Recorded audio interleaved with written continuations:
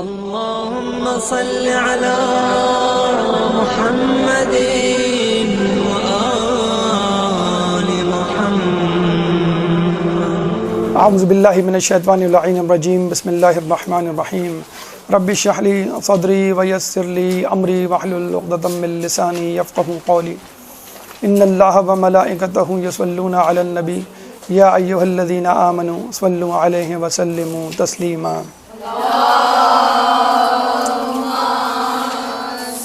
اللہم صل علی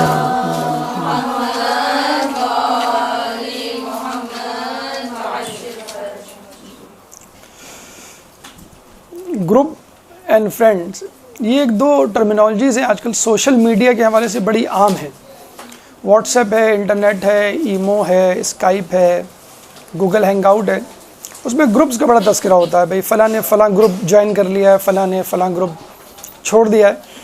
تو گروپ کا اگر ہم اردو میں ترجمہ کریں تو وہ بنتا ہے حلقہ احباب.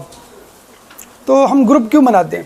ویسے ہی مسلمانوں میں گروہ بندیاں زیادہ ہیں، مزید گروپس کی گنجائش نہیں، لیکن پھر بھی ہم گروپس بناتے ہیں، گروپ کو جوائن کرتے ہیں. فیس بک ہو، آپ کا اسکائپ ہو، واٹس ایپ ہو. تو حلقہ احباب یا گروپ اس لیے بنائے جاتے ہیں کہ اپنے مزاج، اپنی طبیعت، اپنے ہم مشاغل لوگوں کا انتخاب کیا جائے. اب ضروری نہیں ہے کہ بھئی میں جس گلی میں رہتا ہوں وہاں جو اڑوس پڑوس ہے وہی میرا جان پہچان کا حلقہ ہوگا، یا میں جس اسکول میں ہوں وہاں پہ موجود جو کلاس فیلوز ہیں بس وہی میرے دوست ہوں گے.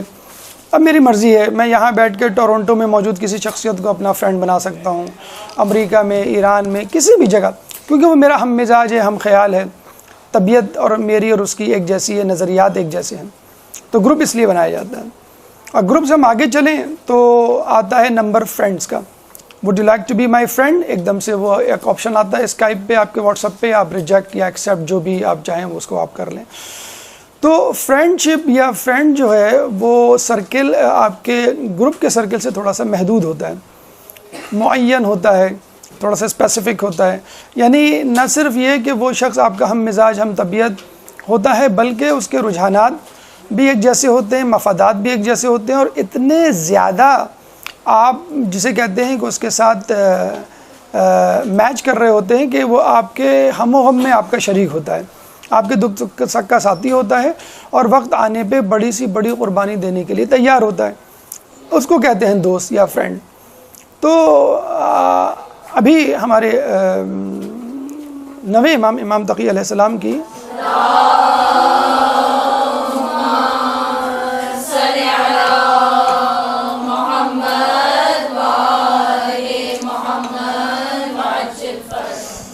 کی شہادت گزری ہے. ان کا ایک قول ہے کہ جس نے اللہ کی راہ میں ایک دوست حاصل کر لیا گویا اس نے جنت میں ایک گھر حاصل کر لیا. کتنا بڑا جملہ ہے. اللہ کی راہ میں ایک دوست، اپنی پسند ناپسند کا نہیں، بلکہ ایسا دوست جو اس کو اللہ کی راہ میں معاونت فراہم کرے. جس نے اللہ کی راہ میں ایک دوست حاصل کر لیا گویا اس نے جنت میں ایک مکان حاصل کر لیا، ایک گھر حاصل کر لیا. اب وہ شخص جو کہ خود نہ صرف یہ کہ جنت کے گھر کا مالک ہو، بلکہ خود جنت کا مالک ہو، جہنم کا مالک ہو، پل صراط کا مالک ہو، روز قیامت کا مالک ہو، خالق کائنات ہو، اگر وہ کسی کا دوست بن جائے تو، اگر وہ خود کسی کا دوست بن جائے تو کیا کہنے ہیں کہ جو نہ صرف جنت کے گھر بلکہ پوری جنت کا مالک ہے. ہوئے تم دوست جس کے اس کا دشمن آسماں کیوں ہو. سنا ہوگا آپ نے شعر کہ شاعر کہتا ہے کہ فلاں میرا دوست ہے اور وہ اتنا با اختیار، اتنا طاقتور، اتنا جسے کہتے ہیں سحر انگیز شخصیت کا مالک ہے کہ اب ایک عام آدمی تو کیا خدا بھی دشمن نہیں بن سکتا میرا، کہ کیونکہ وہ ہر شخص کو دل عزیز ہے. وہ شخص اتنا اچھا ہے کہ خدا بھی اس کو پسند کرتا ہے، اور خدا جس کو پسند کرے نہ اس کو عذاب میں مبتلا کرتا ہے نہ اس کے دوست کو مبتلا کرتا ہے. ٹھیک ہے. تو جب خدا ہی کسی کا دوست بن جائے تو خدا نہ صرف آسمان کا بلکہ زمین کا، تمام کائنات کا مالک ہے. تو وہ کتنا محفوظ ہوگا وہ شخص جو خدا کو اپنا دوست بنا لے. جبھی رسول جاتے جاتے کہہ گئے اللہم الرفیق الاعلیٰ، کہ اللہ سب سے بہترین دوست ہے.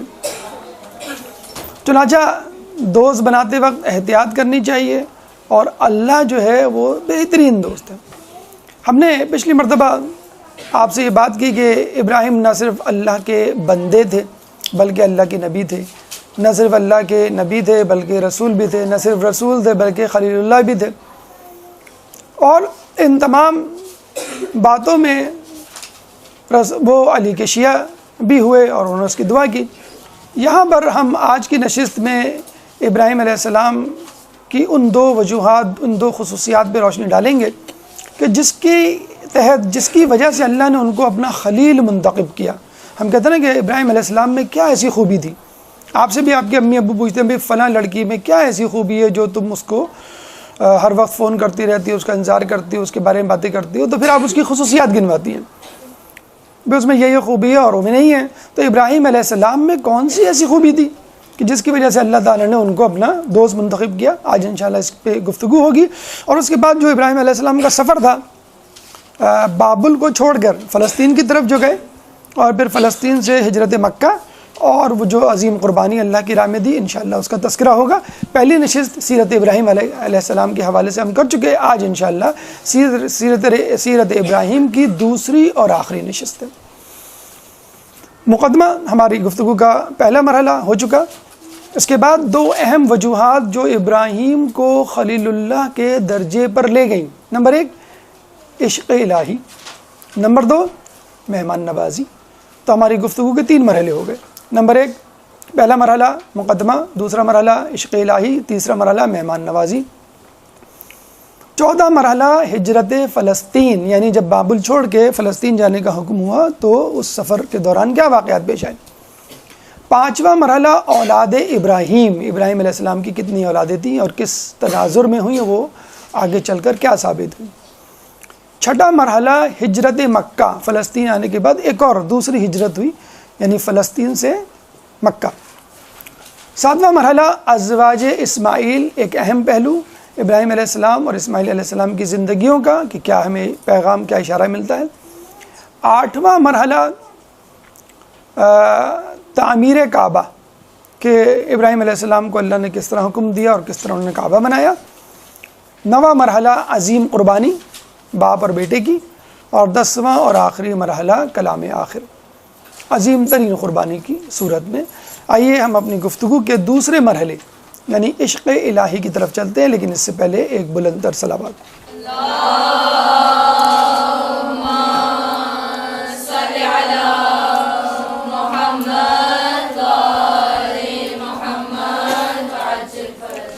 جب آپ کسی کو دوست بناتے ہیں تو اس کو اپنی محبت کا یقین دلانا ہوتا ہے، اس سے عشق کرنا ہوتا ہے، اور جب آپ اپنے عشق میں، آپ اپنی محبت میں اپنے آپ کو ثابت کرتے ہیں تو وہ شخص آپ کو اپنا دوست بنا لیتا ہے۔ تو جب ایک آدمی آپ کو پرکھ کر، آپ کو جانچ کر، آپ کی آزمائش کر کے دوست بناتا ہے تو پھر اللہ تعالیٰ کیوں نہ کسی کی آزمائش کر کے اس کو دوست بنائے، اور اللہ تعالیٰ کی آزمائش تو بلند ترین آزمائش ہوگی۔ اللہ تعالیٰ کی دوستی جب عظیم ترین ہے تو آزمائش بھی بلند ترین ہوگی۔ ابراہیم علیہ السلام نے اپنے عشق کو اس انداز سے ثابت کیا کہ دنیا حیران رہ جاتی ہے۔ ہماری کیلکولیشن میں ابراہیم کا عشق نہیں آ پاتا۔ اس کے 2 قصے، 2 حکایات ہم آپ کے سامنے پیش کرتے ہیں جس سے ابراہیم علیہ السلام کی اللہ سے محبت ثابت ہوتی ہے۔ پہلا واقعہ، ذاکر اللہ سے عشق، ذاکر اللہ سے عشق یعنی اللہ کا ذکر کرنے والے سے عشق۔ دیکھیں، آپ جب کسی دوست سے محبت کرتے ہیں تو فقط اس دوست سے محبت نہیں ہوتی بلکہ ہر اس شخص سے محبت ہو جاتی ہے جو اس دوست کو دوست رکھتا ہے۔ اس لیے مولا کہتے ہیں دوست کا دوست دوست، دوست کا دشمن دشمن۔ تو ایک دفعہ فرشتوں میں ایک آرگیومنٹ چلا، ڈیبیٹ ہوئی کہ ابراہیم علیہ السلام اتنی محبت کیوں کرتے ہیں، اور ظاہر سی بات ہے بہرحال فرشتے کتنے ہی فرشتے صحیح، لیکن بہرحال ہمارا ان سے کمپٹیشن ہے کہ جب ہم پیدا ہوئے تھے یعنی حضرت آدم، تو فرشتوں نے فوراً آبجیکشن کیا تھا کیا ہم آپ کی تحمید اور تقدیس کے لیے کافی نہیں، تسبیح کے لیے؟ آپ ان کو کیوں پیدا کر رہے ہیں؟ اور یہ تو وہ ہیں جو زمین میں جا کے فسادات پیدا کریں گے، فساد برپا کریں گے، کیوں پیدا کر رہے ہیں آپ ان کو؟ اور جب حضرت انسان پیدا ہوئے تو انہوں نے دیکھا کہ واقعی انسان میں کیا کیا خوبی ہیں۔ تو اللہ تعالیٰ نے کیا کہا تھا کہ جو میں جانتا ہوں وہ تم نہیں جانتے۔ تو فرشتوں میں ایک دفعہ ڈیبیٹ چلی کہ بھئی ابراہیم علیہ السلام اللہ سے کیوں محبت کرتے ہیں، تو لوگوں نے کہا، یعنی فرشتوں نے کہا کہ بھئی اللہ نے ان کو نعمتیں دی ہوئی ہیں، اور جو جس کو نعمتیں دیتا ہے آدمی اس کے گن تو گائے گا تاکہ اور نعمتیں ملیں، یا کم از کم احسان مندی کی صورت میں۔ تو فرشتے مجموعی طور پہ اس کنسنسس پہ پہنچے، یعنی اس اتفاق رائے پہ پہنچے کہ ابراہیم علیہ السلام اس لیے محبت کرتے ہیں کہ اللہ نے ان پر اپنی نعمتوں کی بارش کی ہوئی ہے۔ اگر اللہ اپنی نعمتیں روک دے یا ان کے پاس وہ نعمتیں نہ ہوں تو ابراہیم اللہ سے اچھا اس قسم کا آبجیکشن شیطان نے کیا تھا حضرت ایوب علیہ السلام کے لیے۔ اب ان بیچاروں کو 7 یا 14 سال تک مشقت برداشت کرنی پڑی تھی ان کے اس آبجیکشن اور چیلنج کی وجہ سے، اور اللہ تعالیٰ نے آزمایا اور الحمدللہ ایوب علیہ السلام جو ہے وہ کامیاب ہوئے، صبر ایوب مشہور ہوا۔ اب جو ہے وہ ابراہیم علیہ السلام کا موقع تھا، اور شرط سمجھ لیں چیلنج جو ہے وہ فرشتوں کی طرف سے تھا۔ اللہ نے کہا ٹھیک ہے میں آزما لیتا ہوں، تم دیکھ لینا۔ کچھ عرصے بعد ایک شخص ایک ٹیلے پہ بیٹھا اللہ کی تسبیح پڑھ رہا تھا، سبوح قدوس رب الملائکۃ والروح، سبوح قدوس رب الملائکۃ والروح۔ ابراہیم علیہ السلام قریب ہی اپنی بھیڑ بکریاں جو ہے وہ چرا رہے تھے، آواز کان میں پڑی تو فوراً تڑپ اٹھے کہ کس نے میرے رب کا نام لیا، کس نے میرے دوست کا نام لیا، کس نے میرے اللہ کا نام لیا، کس نے میرے رب کا نام لیا۔ ہوتا ہے آدمی، جو آدمی جس کو پسند کرتا ہے اس کا نام اگر کہیں سن لے تو وہ ٹھہر جاتا ہے۔ ابراہیم علیہ السلام اپنی بھیڑ بکریوں کے ساتھ اس طرف چلے گئے کہ جہاں وہ شخص ٹیلے پہ بیٹھا سبوح قدوس رب الملائکۃ والروح کی تسبیح کر رہا تھا۔ ابراہیم جب گئے تو وہ چپ ہو گیا۔ اب ابراہیم نے کہا کہ تم جو ابھی تسبیح پڑھ رہے تھے اس کو میرے لیے ایک دفعہ پڑھ دو۔ آپ نے دیکھا ہوگا نا منقبت آپ کو پسند آئی، ٹھیک ہے، سب کو پسند آئی، پورے کراچی میں اس کی کیسٹ چل رہی ہے، اور وہی منقبت بہت خواہ آپ کے سامنے بیٹھا ہے اور وہ آپ اس سے کہیں کہ بھائی میرے لیے آپ یہ پڑھ دیں تو میں آپ کو یہ انعام دوں گا۔ تو ابراہیم نے کہا کہ آپ میرے لیے فقط ایک مرتبہ وہ تسبیح پڑھ دیں جو آپ پڑھ رہے تھے، تو یہ جو بھیڑ بکریاں ہیں اس میں سے 1/3 میں آپ کو دے دوں گا۔ اچھا بھیڑ بکریاں ہم شہری علاقوں میں رہنے والوں کے لیے شاید کوئی اہمیت نہیں رکھتی، اگر اس کو ہم اس طرح کہیں کہ ابراہیم علیہ السلام جو ہے اپنی گاڑیوں کے ساتھ صحرا میں گھوم رہے تھے، جس میں مرسڈیز، BMW، فراری، رولز رائس، ٹویوٹا کرولا، پجیرو، تو بہت ساری گاڑیاں تھیں، ان کے ساتھ وہ گھوم رہے تو شاید آپ کو فوراً سمجھ میں آ جائے 3 گاڑیاں، 3 BMWs ہیں، فرض کر لیں آپ کے 3 مرسڈیز بینز ہیں، اور آپ کہتے ہیں یہ جو آپ نے تسبیح پڑھی، تسبیح پڑھنے ایک مرسڈیز بینز آپ کی ہوئی، آپ کہیں گے یہ تو انعام گھر میں ہوتا ہے یا جیتو پاکستان میں ہوتا ہے یا ٹی وی کے کسی پروگرام میں وہ بھی اسکوٹر دی جاتی ہے، مرسڈیز BMW تو نہیں۔ ابراہیم علیہ السلام نے کہا کہ 1/3 مویشی، 1/3 گاڑیاں یا 1/3 بھیڑ بکریاں تمہاری، تو اس کے لیے کیا برا تھا ایک مرتبہ پڑھ کے 1/3 بھیڑ بکریوں میں قبضہ کرنا۔ سبوح قدوس رب الملائکۃ والروح۔ ہم جب سبحان اللہ کہتے ہیں تو اللہ جنت میں ایک گھر لگاتا ہے، ٹھیک ہے، سبحان اللہ۔ آپ نے اب جن لوگوں نے کہا جنت میں گھر لگ گیا، اتنا آسان ہے مطلب جنت کا معنی۔ تو اس شخص کو جب یہ ملی 1/3 تو اس نے فوراً پڑھ دیا ابراہیم علیہ السلام، اور اس کے قریب ہوئے۔ ہم ہوتے تو کہتے میں تو مذاق کر رہا تھا، قریب ہوئے اور کہنے لگے تم ایک مرتبہ اور پڑھ دو تو میں آدھی بھیڑ بکریاں تمہیں دے دوں گا۔ اس شخص نے ایک اور مرتبہ پڑھ دیا، اندھا کیا جائے 2 آنکھیں، کوئی مسئلہ ہی نہیں ہے، سبوح قدوس رب الملائکۃ والروح۔ ابراہیم علیہ السلام اور آگے ہوئے کہ تم بس ایک مرتبہ اور پڑھ دو، ساری بھیڑ بکریاں تمہاری۔ اس نے ایک اور مرتبہ پڑھ دیا، سبوح قدوس رب الملائکۃ والروح۔ ابراہیم علیہ السلام ایک اور قدم آگے بڑھے اور آگے بڑھ کے کہنے لگے کہ تم ایک اور مرتبہ پڑھ دو، بھیڑ بکریاں بھی تمہاری، میں بھی تمہارا۔ سبوح قدوس رب الملائکۃ والروح۔ جب اس نے پڑھا تو کہا کہ بس اب بھیڑ بکریاں بھی تمہاری ہیں اور میں بھی تمہارا ہوں، میں تمہارا غلام ہوں، تم جو چاہو مجھ سے خدمت لے لو۔ تو اس شخص نے آگے بڑھ کے آپ کو گلے لگایا، کہنے لگا میں کوئی انسان نہیں، جبرائیل ہوں، میں انسان نہیں۔ اللہم صلی علی محمد،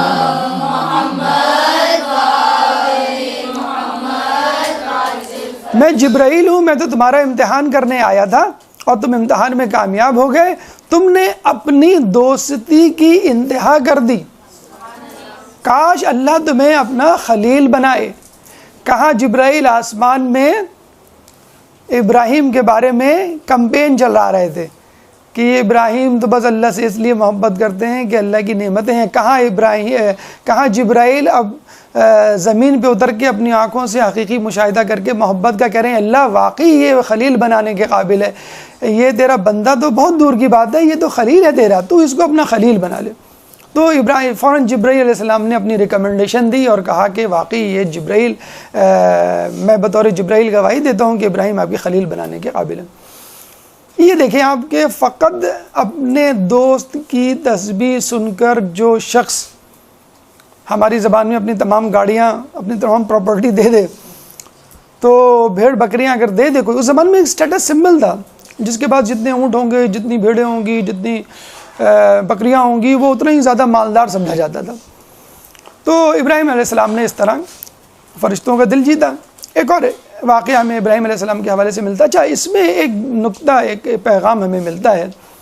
ابراہیم اللہ کی تسبیح سن کر سب کچھ لٹانے کے لیے تیار، کیا ہم اللہ کی تسبیح اور ذکر اہل بیت سن کر کچھ اپنی جیب سے نکالنے کے لیے تیار ہیں؟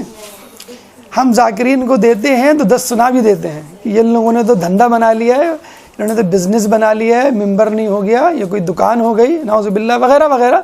کتنا علماء کو، ذاکرین کو، مبلغاؤں کو سننی پڑتی ہیں جو ذکر اہل بیت کرتے ہیں، جو اللہ کی تسبیح کرتے ہیں اور جو آپ تک اللہ کا پیغام پہنچاتے ہیں، ان کو دیتے ہوئے ہمارے لیے کتنی زیادہ کنجوسی ہمارے اوپر عود کراتی ہے اور کتنے الزامات لگاتے ہیں۔ ابراہیم جو ہے یہ نہیں دیکھ رہے کہ میرے پاس سے کیا جا رہا ہے، یہ دیکھ رہے ہیں کہ وہ میرے اللہ کے ہم کر رہا ہے۔ امام حسین علیہ السلام نے اپنے بیٹے کے استاد کو فقط سورہ الحمد سکھانے پر منہ بھر کے موتی دیے تھے، مٹھی بھر موتی۔ تو کسی نے کہا کچھ زیادہ دے دیا آپ نے، آج کل کا کوئی ہوگا آدمی، کچھ زیادہ دے دیا آپ نے، نواز دیا، کم کرے۔ کہہ لیں گے یہ تو کچھ بھی نہیں ہے، یہ شخص اس سے زیادہ کا حقدار ہے کہ اس نے میرے بیٹے کو سورہ الحمد سکھائی۔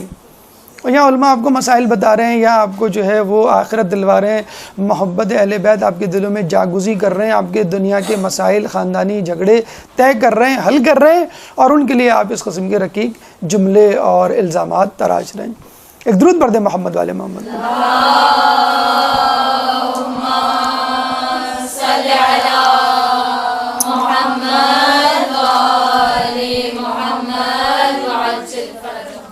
اچھا ہم اگر اللہ کی محبت میں گرفتار ہو جائیں اور اللہ ہماری توفیقات میں اضافہ کر دے، ہم نماز شب شروع کر دیں اور ہم روزے رکھنا شروع کر دیں اور ہمیں چند خواب بھی آنا شروع ہو جائیں، تو ہم کہاں پہ پہنچ جاتے ہیں؟ 7ویں آسمان پہ ہمارا دماغ، کہ میں بد دعا دے دوں گی تو تمہارا یہ ہو جائے گا، تمہارا وہ ہو جائے گا۔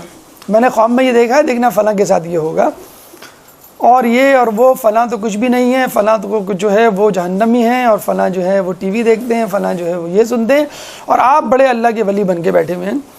ابراہیم خلیل اللہ ہیں، نبی ہیں، رسول ہیں، کیا کیا نہیں ہیں، اس کے باوجود تواضع ان کے ساری اپنے عروج پر۔ ہم 2 لفظ سیکھ جائیں، ہماری ٹی وی پہ فوٹو آ جائے، یا چند لوگوں میں ہماری تعریف ہو جائے، تو ہم سمجھتے ہیں بس ہم سے بڑا علامہ کوئی نہیں ہے۔ القاب اور جسے کہتے ہیں کہ اس کے ڈھیر لگ جاتے ہیں، اعزازات کے۔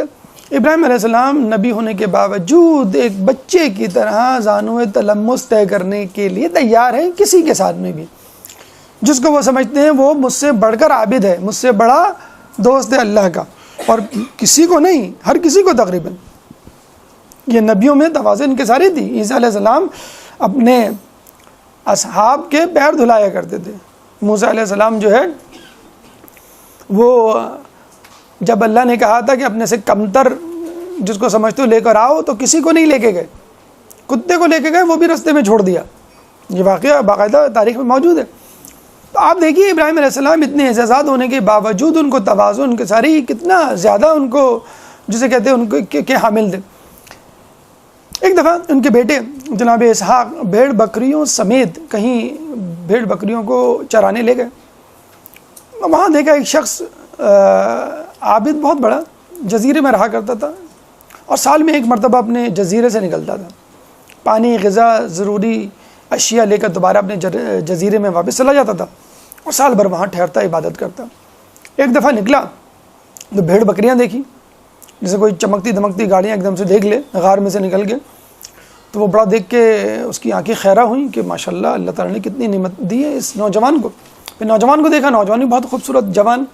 اس کے بعد کہہ لیں گے یہ بھیڑ بکریاں کس کی ہیں؟ کہنے میری ہیں، میرے والد کی ہیں۔ کہنے تم کون ہو؟ کہنا میں اسحاق ہوں۔ تمہارے والد کون ہیں؟ کہنے میرے والد ابراہیم ہیں۔ ابراہیم کون ہے؟ تو اس نے اسحاق علیہ السلام نے کہا ابراہیم خلیل اللہ.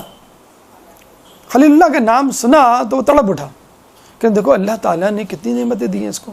میں جزیرے میں بیٹھا ہوں دنیا سے کٹ کر, میں خلیل اللہ نہیں بن پایا, اور یہ شخص دنیا میں موجود ہے, الجھا ہوا ہے, لیکن اس کے باوجود اللہ کی محبت اس کے دل میں اتنی ہے کہ اللہ نے خلیل اللہ بنایا ہوا ہے. تو اس کا مطلب ہے گاڑی, بینک بیلنس, پراپرٹی رکھنا کوئی بڑا کام نہیں, اور نہ ہی نماز روزے کرنا کوئی بہت بڑا کام ہے. بینک, گاڑی اور پراپرٹی رکھنے کے باوجود نماز روزے کرنا بڑا کام ہے. دنیا میں رہتے ہوئے دنیا کو منہ نہ لگانا یہ بڑا کام ہے. تو ابراہیم علیہ السلام کا جب نام سنا خلیل اللہ تو وہ بڑا ہی ایکسائٹڈ ہوا, بہت ہی خوش ہوا, اور کہنے لگا کہ اللہ مجھے اس ابراہیم خلیل اللہ سے ملا دے. اسحاق علیہ السلام نے گھر آ کے ابراہیم علیہ السلام کو یہ واقعہ سنایا. ابراہیم علیہ السلام نے جب یہ سنا تو تڑپ اٹھے کہ مجھے اس سے ملا دو. جو خلیل اللہ کی اتنی عزت کر رہا ہے وہ واقعی وہ خود بھی کچھ ہوگا. ایم پی ہو, اس کے بیٹے سے کسی کی ملاقات ہو گئی, تمہارے ابو جو ہے ایم پی ہیں, واہ واہ مجھے ملا دو. اب جا کے بولے تو بیٹا ان کو کبھی میرا نمبر مت دینا میرے پاس ٹائم نہیں ہے. یا کوئی بہت بڑا پروفیسر ہو یا کسی بڑی اچھی پوسٹ پر ہو, ابراہیم کیا کہہ رہے ہیں اللہ مجھے اس سے ملا دے, کہ یقیناً وہ صاحب معرفت ہوگا. جبھی تو وہ خلیل اللہ کا نام سن کر تڑپ اٹھا. ابراہیم کی یہ دعا 3 سال بعد پوری ہوئی. ابراہیم علیہ السلام کو وہ شخص ملا, وہ پہچان گئے, لیکن اس کو بتایا نہیں. ہم ہو تو فوراً اپنا تعارف جو ہے ڈاکٹر فلاں فلاں, پروفیسر فلاں فلاں, انجینئر فلاں فلاں, علامہ فلاں فلاں, فوراً سابقہ اور لائحے لگا کر اپنا تعارف کروا دیں تاکہ پہلی فرصت میں امپریشن بڑھ جائے میں کون ہوں, ذرا مجھ سے فاصلہ رکھ کے بات کیجئے گا آپ جناب سے. ابراہیم نے کوئی تعارف نہیں کروایا اور بس ان کے ساتھ ہو لیے. اچھا وہ یہ سمجھا کہ یہ کوئی عام شخص ہے, مجھ سے کچھ سیکھنے آیا ہے, اور وہ بھی اس طرح اس کو ٹریٹ کرنے لگا جیسے کوئی استاد شاگرد کو کرتا ہے. تو ساتھ ساتھ لے کے چلتے رہے وہ ابراہیم ان کے ساتھ بالکل شاگردوں کی طرح پیچھے پیچھے, جسے کہتے ہیں کہ باادب طریقے سے چلتے رہے. دریا آیا, انہوں نے بسم اللہ الرحمن الرحیم پڑھی, دریا کے پانی پہ قدم رکھا, چلنے لگے. ابراہیم نے کہا ارے آپ نے یہ کیسے کر دیا؟ آپ بچوں کو کہتے نا کبھی ارے بیٹا آپ نے موبائل کیسے کھول لیا, یہ مجھے بھی بتائیے. جب آپ سمجھ لیتے تھے ٹھیک ہے میں آپ چائلڈ لاک لگا دوں گا یہاں پر. تو ابراہیم نے کہا آپ نے یہ کیسے کر لیا؟ میں نے بسم اللہ الرحمن الرحیم پڑھا ہے, تم بھی پڑھو, شاید تم بھی چل پڑھو. حالانکہ ابھی بسم اللہ پڑھ کے آئے تھے, نمرود کی آگ میں جب ڈالے جا رہے تھے تو بسم اللہ پڑھی تھی نا. جب نمرود کی بیٹی نے پوچھا تھا آپ کیسے بچ گئے, بسم اللہ پڑھ کے تم بھی پڑھو, تم بھی بچ جاؤ گی.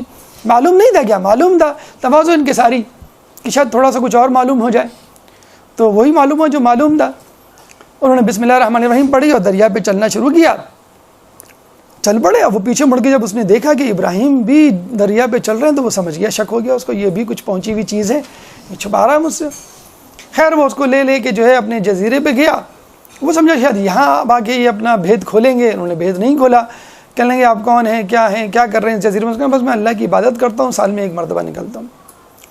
ابراہیم نے کیا کہا کہ میں چاہتا ہوں آپ اللہ سے دعا کریں کہ میں آپ کے ساتھ اس جزیرے میں رہوں.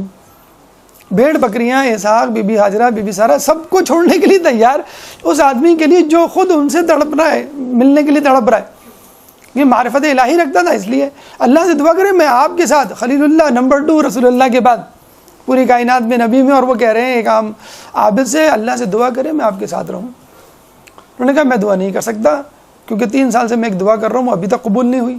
جب تک وہ نہیں قبول ہو جاتی میں کوئی دوسری دعا میں نہیں کروں گا. آپ کون سی دعا کر رہے ہیں؟ کہ میں یہ دعا کر رہا ہوں کہ اللہ تعالیٰ مجھے ابراہیم خلیل اللہ سے ملا دے. کہ میں ہی تو ہوں ابراہیم خلیل اللہ. انہیں آگے بڑھ کے ابراہیم خلیل اللہ کو گلے لگائے. دیکھیں یہ ہے تواضع ان کی ساری.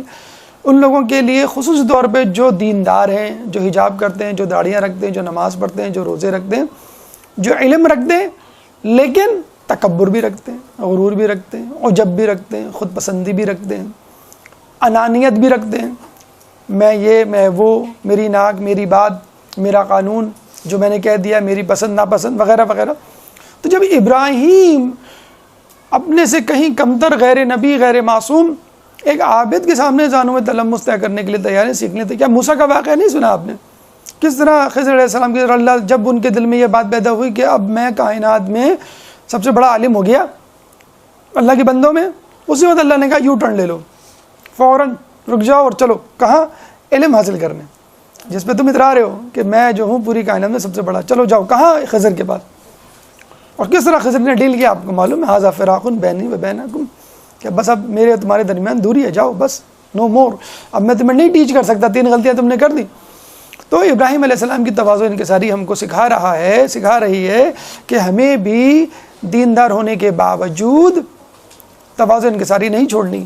تکبر فقط دنیا پہ نہیں ہوتا، گاڑی سواری، پراپرٹی، مال و اولاد، زیور و جواہرات، ان پر نہیں ہوتا۔ تکبر اپنی نیکی پہ بھی ہوتا ہے، اپنی نمازوں پہ بھی ہوتا ہے، اپنی قرات پہ بھی ہوتا ہے، اپنی تقریر پہ بھی ہوتا ہے، تحریر پہ بھی ہوتا ہے، کسی بھی چیز پہ ہو سکتا ہے، نیک چیز پہ بھی ہو سکتا ہے۔ بس اللہ تعالیٰ کو یہ تکبر پسند نہیں، اور شیطان کو اس کی عبادت کی مغروریت نے، تکبر نے تو پھنسایا تھا۔ اس نے کوئی طاقت پہ تو نہیں تھوڑی گھمنڈ کیا تھا، نمرود کی طرح، فرعون کی طرح، اس نے تو اپنی عبادت پہ گھمنڈ کیا تھا، میں آدم سے زیادہ عبادت گزار ہوں، مجھے اللہ کو خلیفہ بنانا چاہیے۔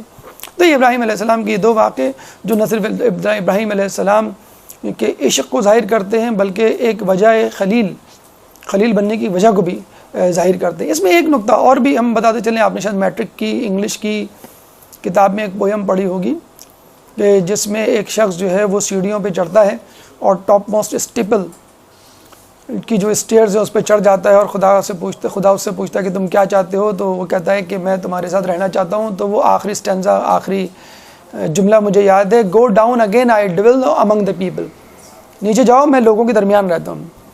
تو اللہ تک پہنچنے کے لیے اللہ تک جانا ضروری نہیں ہے، اللہ تک پہنچنے کے لیے انسانوں تک جانا ضروری ہے۔ آپ اللہ کے بندوں سے محبت کریں، اللہ خود آپ کی کسی سے ناچاتی ہے، جھگڑا ہے، اور وہ زندگی بھر آپ سے بات کرنے کے لیے تیاری نہیں، آسان سا طریقہ لوگ علماء فرماتے ہیں، آپ اس کے بچے کو گود میں اٹھا کے پیار کرنا شروع کر دیں۔ آپ دیکھیں وہ ماں، وہ عورت، وہ شخص جو ہے پگھل جائے گا کہ یہ میرے بچے کو پیار کر رہا ہے، اس کا مطلب ہے کہ اس کے دل میں میرے لیے محبت ہے۔ اسی طرح آپ کی کسی سے بہت زیادہ محبت کیوں نہ ہو، دوستی کیوں نہ ہو، رشتہ داری کیوں نہ ہو، آپ اس کے بچے کو جھاڑ دیں، مار دیں، برا بھلا کہہ دیں، آپ دیکھیں وہ فوراً دشمن بن جائے گا۔ ایک چھوٹے سے بچے کے لیے آپ سے دشمنی کے لیے تیار ہو جائے گا، 2 سال کا بچہ، 4 سال کا بچہ، اس میں کوئی عقل و شعور نہیں۔ تو اللہ تعالیٰ کا بھی یہی ہے کہ تم جو ہے پہلے میرے بندوں سے محبت کرو، پھر تم کوالیفائی کرو گے مجھ سے محبت کا۔ تو یہ ابراہیم کا عشق تھا جس نے ان کو خلیل اللہ کی منزل تک پہنچایا۔ لیکن فقط عشق یا زبانی کلامی کہنے سے کام نہیں چلے گا، کچھ خرچہ بھی کرنا پڑے گا، اور وہ مہمان نوازی کی صورت میں ابراہیم علیہ السلام نے کیا۔ کیسے؟ ایک درود پڑھ دیں پہلے محمد والے محمد۔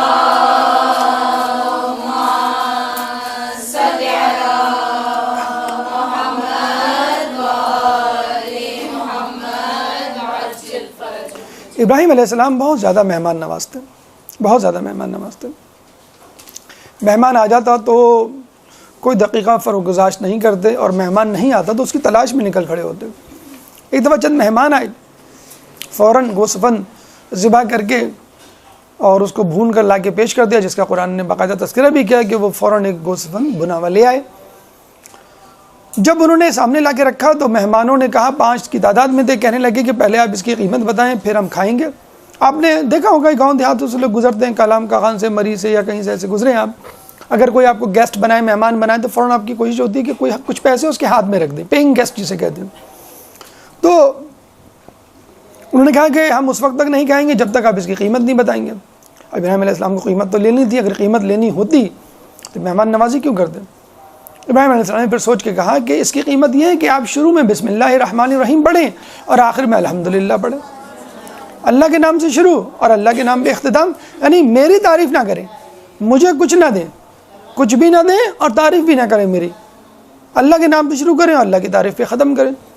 اور آپ نے روایتوں میں سنا بھی ہوگا، جو شخص بسم اللہ الرحمن الرحیم پڑھ کے کھانا شروع کرتا ہے شیطان اس کے ساتھ شریک نہیں ہوتا، اور جو شخص کھانا کھانے کے بعد الحمدللہ کہتا ہے گویا اس نے اس دن روزہ رکھا۔ روزہ رکھنا ہو آپ کو، کسی وجہ سے روزہ نہیں رکھ سکے اور آپ نے جو ہے دوپہر کا کھانا کھایا، دوپہر کھانے کا مطلب ہے 100% آپ کا روزہ نہیں ہے، اور اس کے بعد آپ نے کہہ دیا الحمدللہ، آپ کا روزہ ہو گیا، آپ نے اس دن روزہ رکھنے کا ثواب کما لیا۔ اللہ کی دین کو انڈر ایسٹیمیٹ نہ کریں۔ کسی شخص نے کہا نا کہ رسول اللہ نے جب کہا کہ ماں باپ کو دیکھنے کی صورت میں حج مقبول کا ثواب ملے گا، تو کسی نے کہا کہ 100 مرتبہ بھی دیکھیں تو، کہ ہاں 100 مرتبہ بھی دیکھو تو، یعنی اللہ دیتے دیتے نہیں تھکتا انسان، مانگتے مانگتے تھک جاتا ہے. تو اس چکر میں نہ رہیں کہ میں اتنی سی نیکی کروں، مجھے تو کوئی بڑی نیکی کرنی چاہیے، اسی چکر میں آپ جو ہے پوری عمر گزر جاتی ہے انسان کی. تو الحمدللہ بسم اللہ انہوں نے کہا بس آپ یہ پڑھیں، یہی اس کی قیمت ہے. ایک دفعہ مہمان گھر میں آئے، گھر میں کچھ بھی نہیں تھا. اچھا آپ کہہ سکتے ہیں بھئی اللہ نے ان کو دیا ہوا تھا اس لیے اگر پارٹی شارٹی اور یہ ہلا گلا یا مہمان نوازی کیا کرتے تھے آج کل کی لینگویج میں، تو کون سا ایسا وہ ہے ہمارے پاس بھی اگر ہو اللہ تو ہم دیں. تو ایک دفعہ گھر میں کچھ بھی نہیں تھا، تو بانس ہوتا ہے شہتیر جسے کہتے ہیں، تو انہوں نے کہا کہ چلو اس کو میں بیچ آتا ہوں. تو پھر ان کے ذہن میں خیال آیا کہ شہتیر کو، اس لکڑی کو تراش کے لوگ مجسمہ نہ بنا لیں اور پھر بت پرستی نہ شروع کر دیں. سن لگے میں کیا کروں. تو وہ گئے بازار، اپنا کرتا اتار کے ایک جگہ ٹانگ دیا، ایسی جگہ جہاں پہ فار سیل جیسے ہوتا ہے، تو بھائی کہ کوئی خرید لے اور اس کے پیسے رکھ کے چلا جائے. نماز پڑھنے کھڑے ہوئے، نماز جب ختم کی تو کرتا غائب. وہاں سے وہ سمجھ گئے کہ اللہ نے وہ کرتا خرید لیا. دیکھیں الہام اور اللہ تعالیٰ سے تعلق ایسا ہونا چاہیے. گھر آئے تو بی بی سارا کھانا پکا رہی تھی، پوچھا کس نے بھیجا، کہ ایک شخص لے کر آیا تھا، کہنے لگا یہ آپ نے بھیجا. وہ سمجھ گئے کہ اللہ تعالیٰ نے میرے کرتے کو قبول کر لیا اور یہ، اور پھر کہیں جا کے مہمان نوازی کی. پھر میں وہی کہوں گا کہ ہماری کیلکولیشن میں یہ لوگ نہیں آ سکتے. اب آپ کہیں گے سر وہ نبی تھے، اولو العزم پیغمبر تھے، خلیل اللہ تھے. آج کل کے زمانے میں اس قسم کی چیزیں نہیں ہو سکتی. ابھی فی الحال کرنٹ یا حالیہ طور پہ فوری اگزامپل دینا مشکل ہے، لیکن بہت زیادہ دور کی بات نہیں ہے. مطلب مثلا مقدر سرد بیلی کے بارے میں ہمیں ملتا ہے کہ جب وہ جایا کرتے تھے، اگر کوئی ان سے کچھ مانگ لیا، وہ کچھ نہیں ہوا کرتے تو وہ اپنا امامہ اتار کے اس میں سے کپڑا پھاڑ کے دے دیا کرتے تھے. ٹھیک، ایک بات ہو گئی. اچھا ابھی جو آپ نے سبون قدوسن والا واقعہ سنا کہ میں تمہارا غلام، تو خضر علیہ السلام کے ساتھ بھی ایسا ہوا تھا کہ ایک شخص نے ان سے کچھ مانگا خضر علیہ السلام سے بازار میں. خضر علیہ السلام نے کہا کہ میرے پاس تو کچھ نہیں. تو کہنے لگا اچھا کوئی بات نہیں. کہنے لگا نہیں مجھے تو شرم آ رہی ہے کہ تم نے مانگا میرے پاس کچھ نہیں. اگر جو کوئی فقیر ہمارے آس پاس آ جائے اور مانگ لے تو ہم جیب پکڑ کے کہتے ہیں کچھ نہیں ہے، کہ کہیں اس نے جیب میں ہاتھ ڈال کے نکال لیا تو کہہ لیں کچھ نہیں ہے اور میں تمہیں دے نہیں سکتا، لیکن مجھے شرم آ رہی ہے کہ میں تمہیں اس طرح خالی ہاتھ لوٹا دوں. اور فقیر کو شرم آنے لگی. کہیں گے نہیں کوئی بات نہیں آپ جائیں. کہیں گے نہیں میں دیکھو سوچتا ہوں کچھ کس طرح تمہیں دوں. کہیں اچھا ایک آئیڈیا میرے ذہن میں ہے، میں تمہارا غلام بن جاتا ہوں اور تم مجھے بیچ دو. وہ غلام بن گیا، وہ زبردستی اس کو بیچنا پڑا ان کو. وہ جو رقم آئی وہ لے کے چلا گیا. وہ جو شخص ان کو لے کے گیا تو وہ ان کے جو ہے وہ رہن سہن رفتار گفتار دیکھ کے وہ سمجھ گیا یہ ولی اللہ ہے، کوئی عام آدمی تھوڑی ہے، غلام تھوڑی ہے. اور وہ کام کرتے ہوئے شرمائے، کرواتے ہوئے شرمائے، اور وہ کہنے مجھے آپ کام بتائیں، نہیں مجھے آپ کام بتائیں.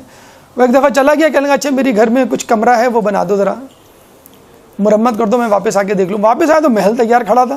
کہہ رہے میں پہلے ہی کہتا تھا کہ تم کو اللہ کے ولی ہو. پھر انہوں نے تعارف کروایا، کہنے لگا بھائی میری جان چھوڑو، تم خضر ہو کے میری غلامی کے چکر میں پڑ گئے. اچھا پھر بھی آپ کہیں گے سر وہ بھی خضر ہیں، چھوڑیں کوئی پریکٹیکل بات کریں. چلیں پریکٹیکل بات کر لیتے ہیں.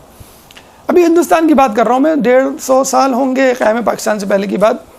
شاہ محدث عبدالعزیز محدث دہلوی شاہ ولی اللہ کے بڑے صاحبزادے، انہوں نے ایک کتاب لکھی تھی تشیع کے خلاف، تحفہ اثنا عشری، بڑی مدلل کتاب. اس کا ایک باب تھا باب امامت. اس باب امامت کے جواب میں سید حامد حسین لکھنوی نے ایک کتاب لکھی ابقات الانوار، 6 جلدوں پہ. اس کتاب میں لکھنے کے لیے ایک حدیث چاہیے تھی، وہ نہیں مل رہی تھی. کسی نے بتایا فلاں عالم دین کے پاس ہے، لیکن وہ غیر شیعہ تھا. ڈرتے ڈرتے اس کے پاس گئے اور کہا کہ مجھے فلاں کتاب چاہیے. کہنے میں تو نہیں دوں گا. وہ پہچان گیا کہ یہ بڑی اہم ہے اس کے لیے. کہیں گے آپ جتنی قیمت مانگیں میں دینے کے لیے تیار ہوں. کہیں میں پھر بھی نہیں دوں گا. پوری جائیداد دینے کے لیے تیار ہو گئے. ابراہیم علیہ السلام کی طرح اپنی شیپ پوری بھیڑ بکریاں ادھر یہ پوری، کہنے میں اب بھی نہیں دوں گا. کہیں گے میں کیا کس طرح اس کو وہ کروں، قائل کروں. کہ اچھا ایسا کریں مجھے آپ ایک رات اپنے یہاں ٹھہرنے کی اجازت دے دیجیے اور وہ کتاب سامنے رکھ کے آپ کے سامنے میں وہ حدیث نقل کروں گا اور اس کے بدلے میں آپ میری جائیداد اور مجھ سے اتنا پیسہ لے لیں. وہ پھر بھی نہیں تیار، وہ پریشان. کہ اب یہ کیسے؟ انہوں نے کیا کہا پتہ آپ کو؟ آپ کے رونگٹے کھڑے ہو جائیں گے. انہوں نے کہا کہ میں 1 سال تمہارا نوکر بن کے رہوں گا. اتنے بڑے عالم دین، اس کے گھر میں 1 سال تک انہوں نے نوکری کی، گھر میں بطور نوکر. کیا نہیں کیا ہوگا؟ برتن دھوئے ہوں گے، جھاڑو لگائے ہوگی، سودا سلف لائے ہوگا، جو نوکر کرتا ہے. اتنا بڑا عالم دین، اتنی بڑی قربانی دی. تو علماء ایسے ہی آپ تک حدیثیں نہیں پہنچا دیتے، بڑی قربانیوں کی بات پہنچاتے ہیں۔ تو حقیقت میں ان لوگوں کا درجہ بہت بلند ہے، جو اپنی پوری زندگی لگانے کے لیے تیار ہیں، غیروں کی نوکریاں کرنے کے لیے تیار ہیں۔ ہم جو ہے غیروں کی نوکریاں چند ڈالر، چند پاؤنڈز، چند دینار اور درہم کے لیے کرتے ہیں، اور اس میں دین کا کوئی بھی عمل دخل نہیں ہوتا۔ اگر ہوتا ہے تو بہت اچھی بات ہے، لیکن ہم دنیا بیچنے کے لیے غیر کے پاس جاب کرنے کے لیے تیار ہیں، اور دین کے لیے اپنا کچھ بھی دینے کے لیے تیار نہیں ہیں۔ بہرحال تو ابراہیم علیہ السلام نے ایک دفعہ انتظار کیا، مہمان نہیں آئے تو نکل گئے تلاش میں۔ آج کل کے دور میں کوئی ایسا ملے گا آپ کو؟ بلکہ کھانے کے وقت مہمان آ جائے، ارے بھائی ان کو اسی وقت آنا تھا، فون نہیں کر سکتے تھے، جلدی سے لپیٹ کے اندر رکھو اور ان کو فلاں کمرے میں بٹھاؤ، اور پتہ نہ چلے وہ اندر نہ آ جائیں۔ وہ اکثر گھومتے ٹہلتے پھرتے اندر آ جاتے ہیں۔ آپ آگے آپ نے فون بھی نہیں کیا، کم از کم فون تو کر دیتے۔ کیوں فون کیوں کر دیتے؟ بھئی اصل میں وہ کبھی ہم نکل جاتے ہیں تو آپ کو تکلیف ہوتی ہے، آپ آ جاتے ہم نہیں ملتے۔ تو ابراہیم علیہ السلام نہیں ملتا تو یہ نہیں کہتے اللہ کا شکر ہے آج کوئی نہیں آیا، چلو بھائی آج ڈٹ کے کھائیں گے۔ نکل جاتے باہر ڈھونڈنے کے لیے۔ ایک دفعہ کوئی بھی نہیں ملا، واپس آ کے تھکار کے دیکھا تو ایک آدمی گھر میں کھڑا ہوا ہے صحن میں، وہی اسی نے دروازہ کھولا۔ وہ پریشان، غصے میں، غیرت ان کی جاگی، تم میرے گھر میں کیسے داخل ہو گئے میری اجازت کے بغیر؟ کہنے لگے میں پروردگار کی اجازت سے آیا ہوں۔ وہ پھر پریشان ہو گئی، کیسا عجیب آدمی ہے، کہنے میرا گھر ہے بھائی، تم اس گھر میں کیسے داخل ہو گئے میری اجازت کے بغیر؟ میں تو پروردگار کی اجازت سے آیا ہوں۔ پھر تیسری مرتبہ پوچھا، پھر تیسری، اس نے کہا بھائی سچ سچ بتاؤ تم کون ہو؟ کہنے اصل میں جبرائیل فرشتہ ہوں، اور اللہ کی پروردگار کی اجازت سے آیا ہوں، اور اللہ نے مجھے دنیا میں بھیجا ہے کہ میرے خلیل سے ملاقات کر کے آؤ، اس کو میرا سلام پہنچاؤ، تو میں اس خلیل سے ملنے آیا ہوں۔ ابھی بھی ان کی تواضع ان کی ساری دیکھیے، ہم ہوتے تو فوراً دانت نکال لیتے، میں ہی تو ہوں تو نے بتایا نہیں میں خلیل کے، میں تو بہت بڑی چیز ہوں۔ تو ابراہیم علیہ السلام نے کہا کہ کون ہے وہ خلیل، مجھے بھی دکھاؤ، مجھے بھی ملاؤ، میں عمر بھر اس کی نوکری کرنے کے لیے تیار ہوں، جو اللہ کا خلیل ہے۔ بتائیے، جبرائیل نے گلے لگایا کہ تم ہی تو خلیل ہو، کہ جس سے ملاقات کے لیے میں آیا ہوں۔ تو یہ ہے اللہ تعالیٰ کی، یہ ہے ابراہیم علیہ السلام کی تواضع انکساری، کہ اللہ کے خلیل تھے، اس کے باوجود اپنے آپ کو اس قابل نہیں سمجھتے تھے۔ اچھا اسٹوڈنٹ ہوتا آپ نے دیکھا ہوگا نا، آپ کو تو بھائی اے گریڈ آئے گا، دوسرے محلے والے کہہ رہے ہیں، رشتے دار کہہ رہے ہیں نہیں میرا تو جو ہے پیپر ٹھیک نہیں ہوا، پتنی اے گریڈ آئے نہیں آئے، تو اس کو کہتے ہیں ہم تواضع انکساری۔ ایک درود پڑھ دیں محمد والے محمد۔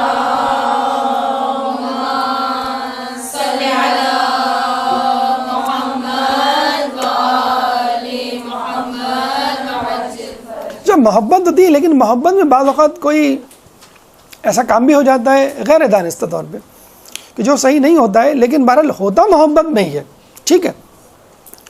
تو ابراہیم علیہ السلام کے گھر ایک شخص آیا، وہ بیٹھا ہے، ابراہیم علیہ السلام نے کہا شروع کرو، بسم اللہ الرحمن الرحیم پڑھو، اور بس اللہ کی نعمت سے لطف اندوز ہو۔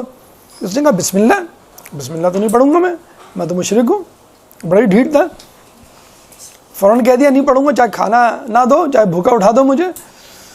تو ابراہیم علیہ السلام نے کہا بھائی معذرت، میں تو تمہیں نہیں کھلا سکتا، میں تو اللہ کا ماننے والا ہوں، مشرک اور موحد کے ساتھ بیٹھ کے تو کھانا نہیں کھا سکتا، نہ اس کو کھلا سکتا ہوں۔ اس کو بیچارے کو جانا پڑا، وہ ابراہیم علیہ السلام نے اس کو باہر چھوڑ دیا۔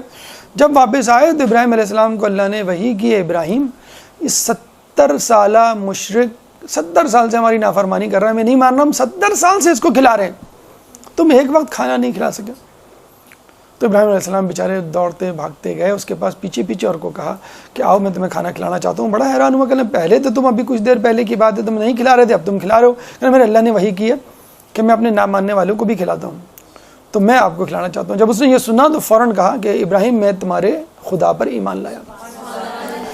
اب یہاں پہ دیکھیں ہمیں ایک میسج ملتا ہے، وہی بات کہ جو دیندار ہوتے ہیں، باحجاب ہوتے ہیں، بارش ہوتے ہیں، نمازی پرہیزگار ہوتے ہیں، روزے دار ہوتے ہیں، وہ اپنے گھر میں کسی کو بھی دیکھ لیں بے حجاب، وہ اپنے گھر میں دیکھ لیں کسی کو میوزک سنتے ہوئے، اپنے گھر میں دیکھ لیں جھوٹ بولتے ہوئے، تہمت الزام یا غیبت کرتے ہوئے، فوراً تلوار نکال کے کھڑے ہو جاتے ہیں، تم لوگ تو جہنمی اور تم لوگوں کو تو کچھ پتہ ہی نہیں ہے دین کا، اور دین میں تو یہ ہے وہ ہے۔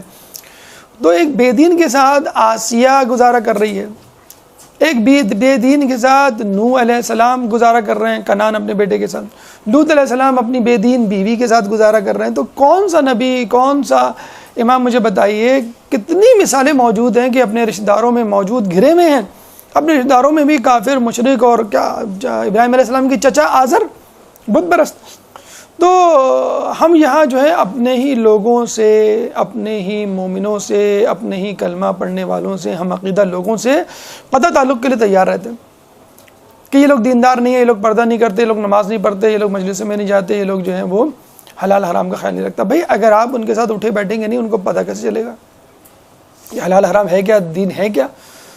تو جان لیجئے کہ ڈاکٹر اسی علاقے میں جاتا ہے جہاں پہ مریض ہوتے ہیں. اب ڈاکٹر کسی علاقے میں جائے بہت سارے مریض ہوں، وہ تو کہے گا بھائی یہاں تو بہت مریض ہے، میں تو نہیں آؤں گا.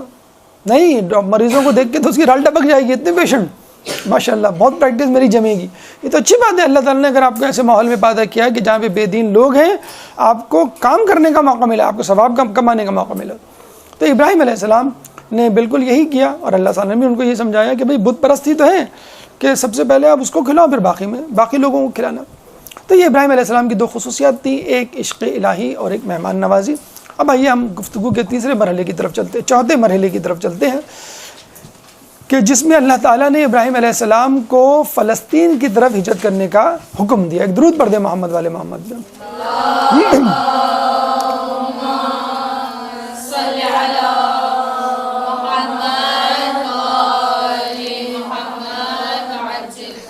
بابل میں رہتے ہوئے ابراہیم علیہ السلام پہ کتنی آزمائشیں اور مصیبت آئیں آپ جانتے ہیں، کس طرح انہوں نے نمرود کا مقابلہ کیا.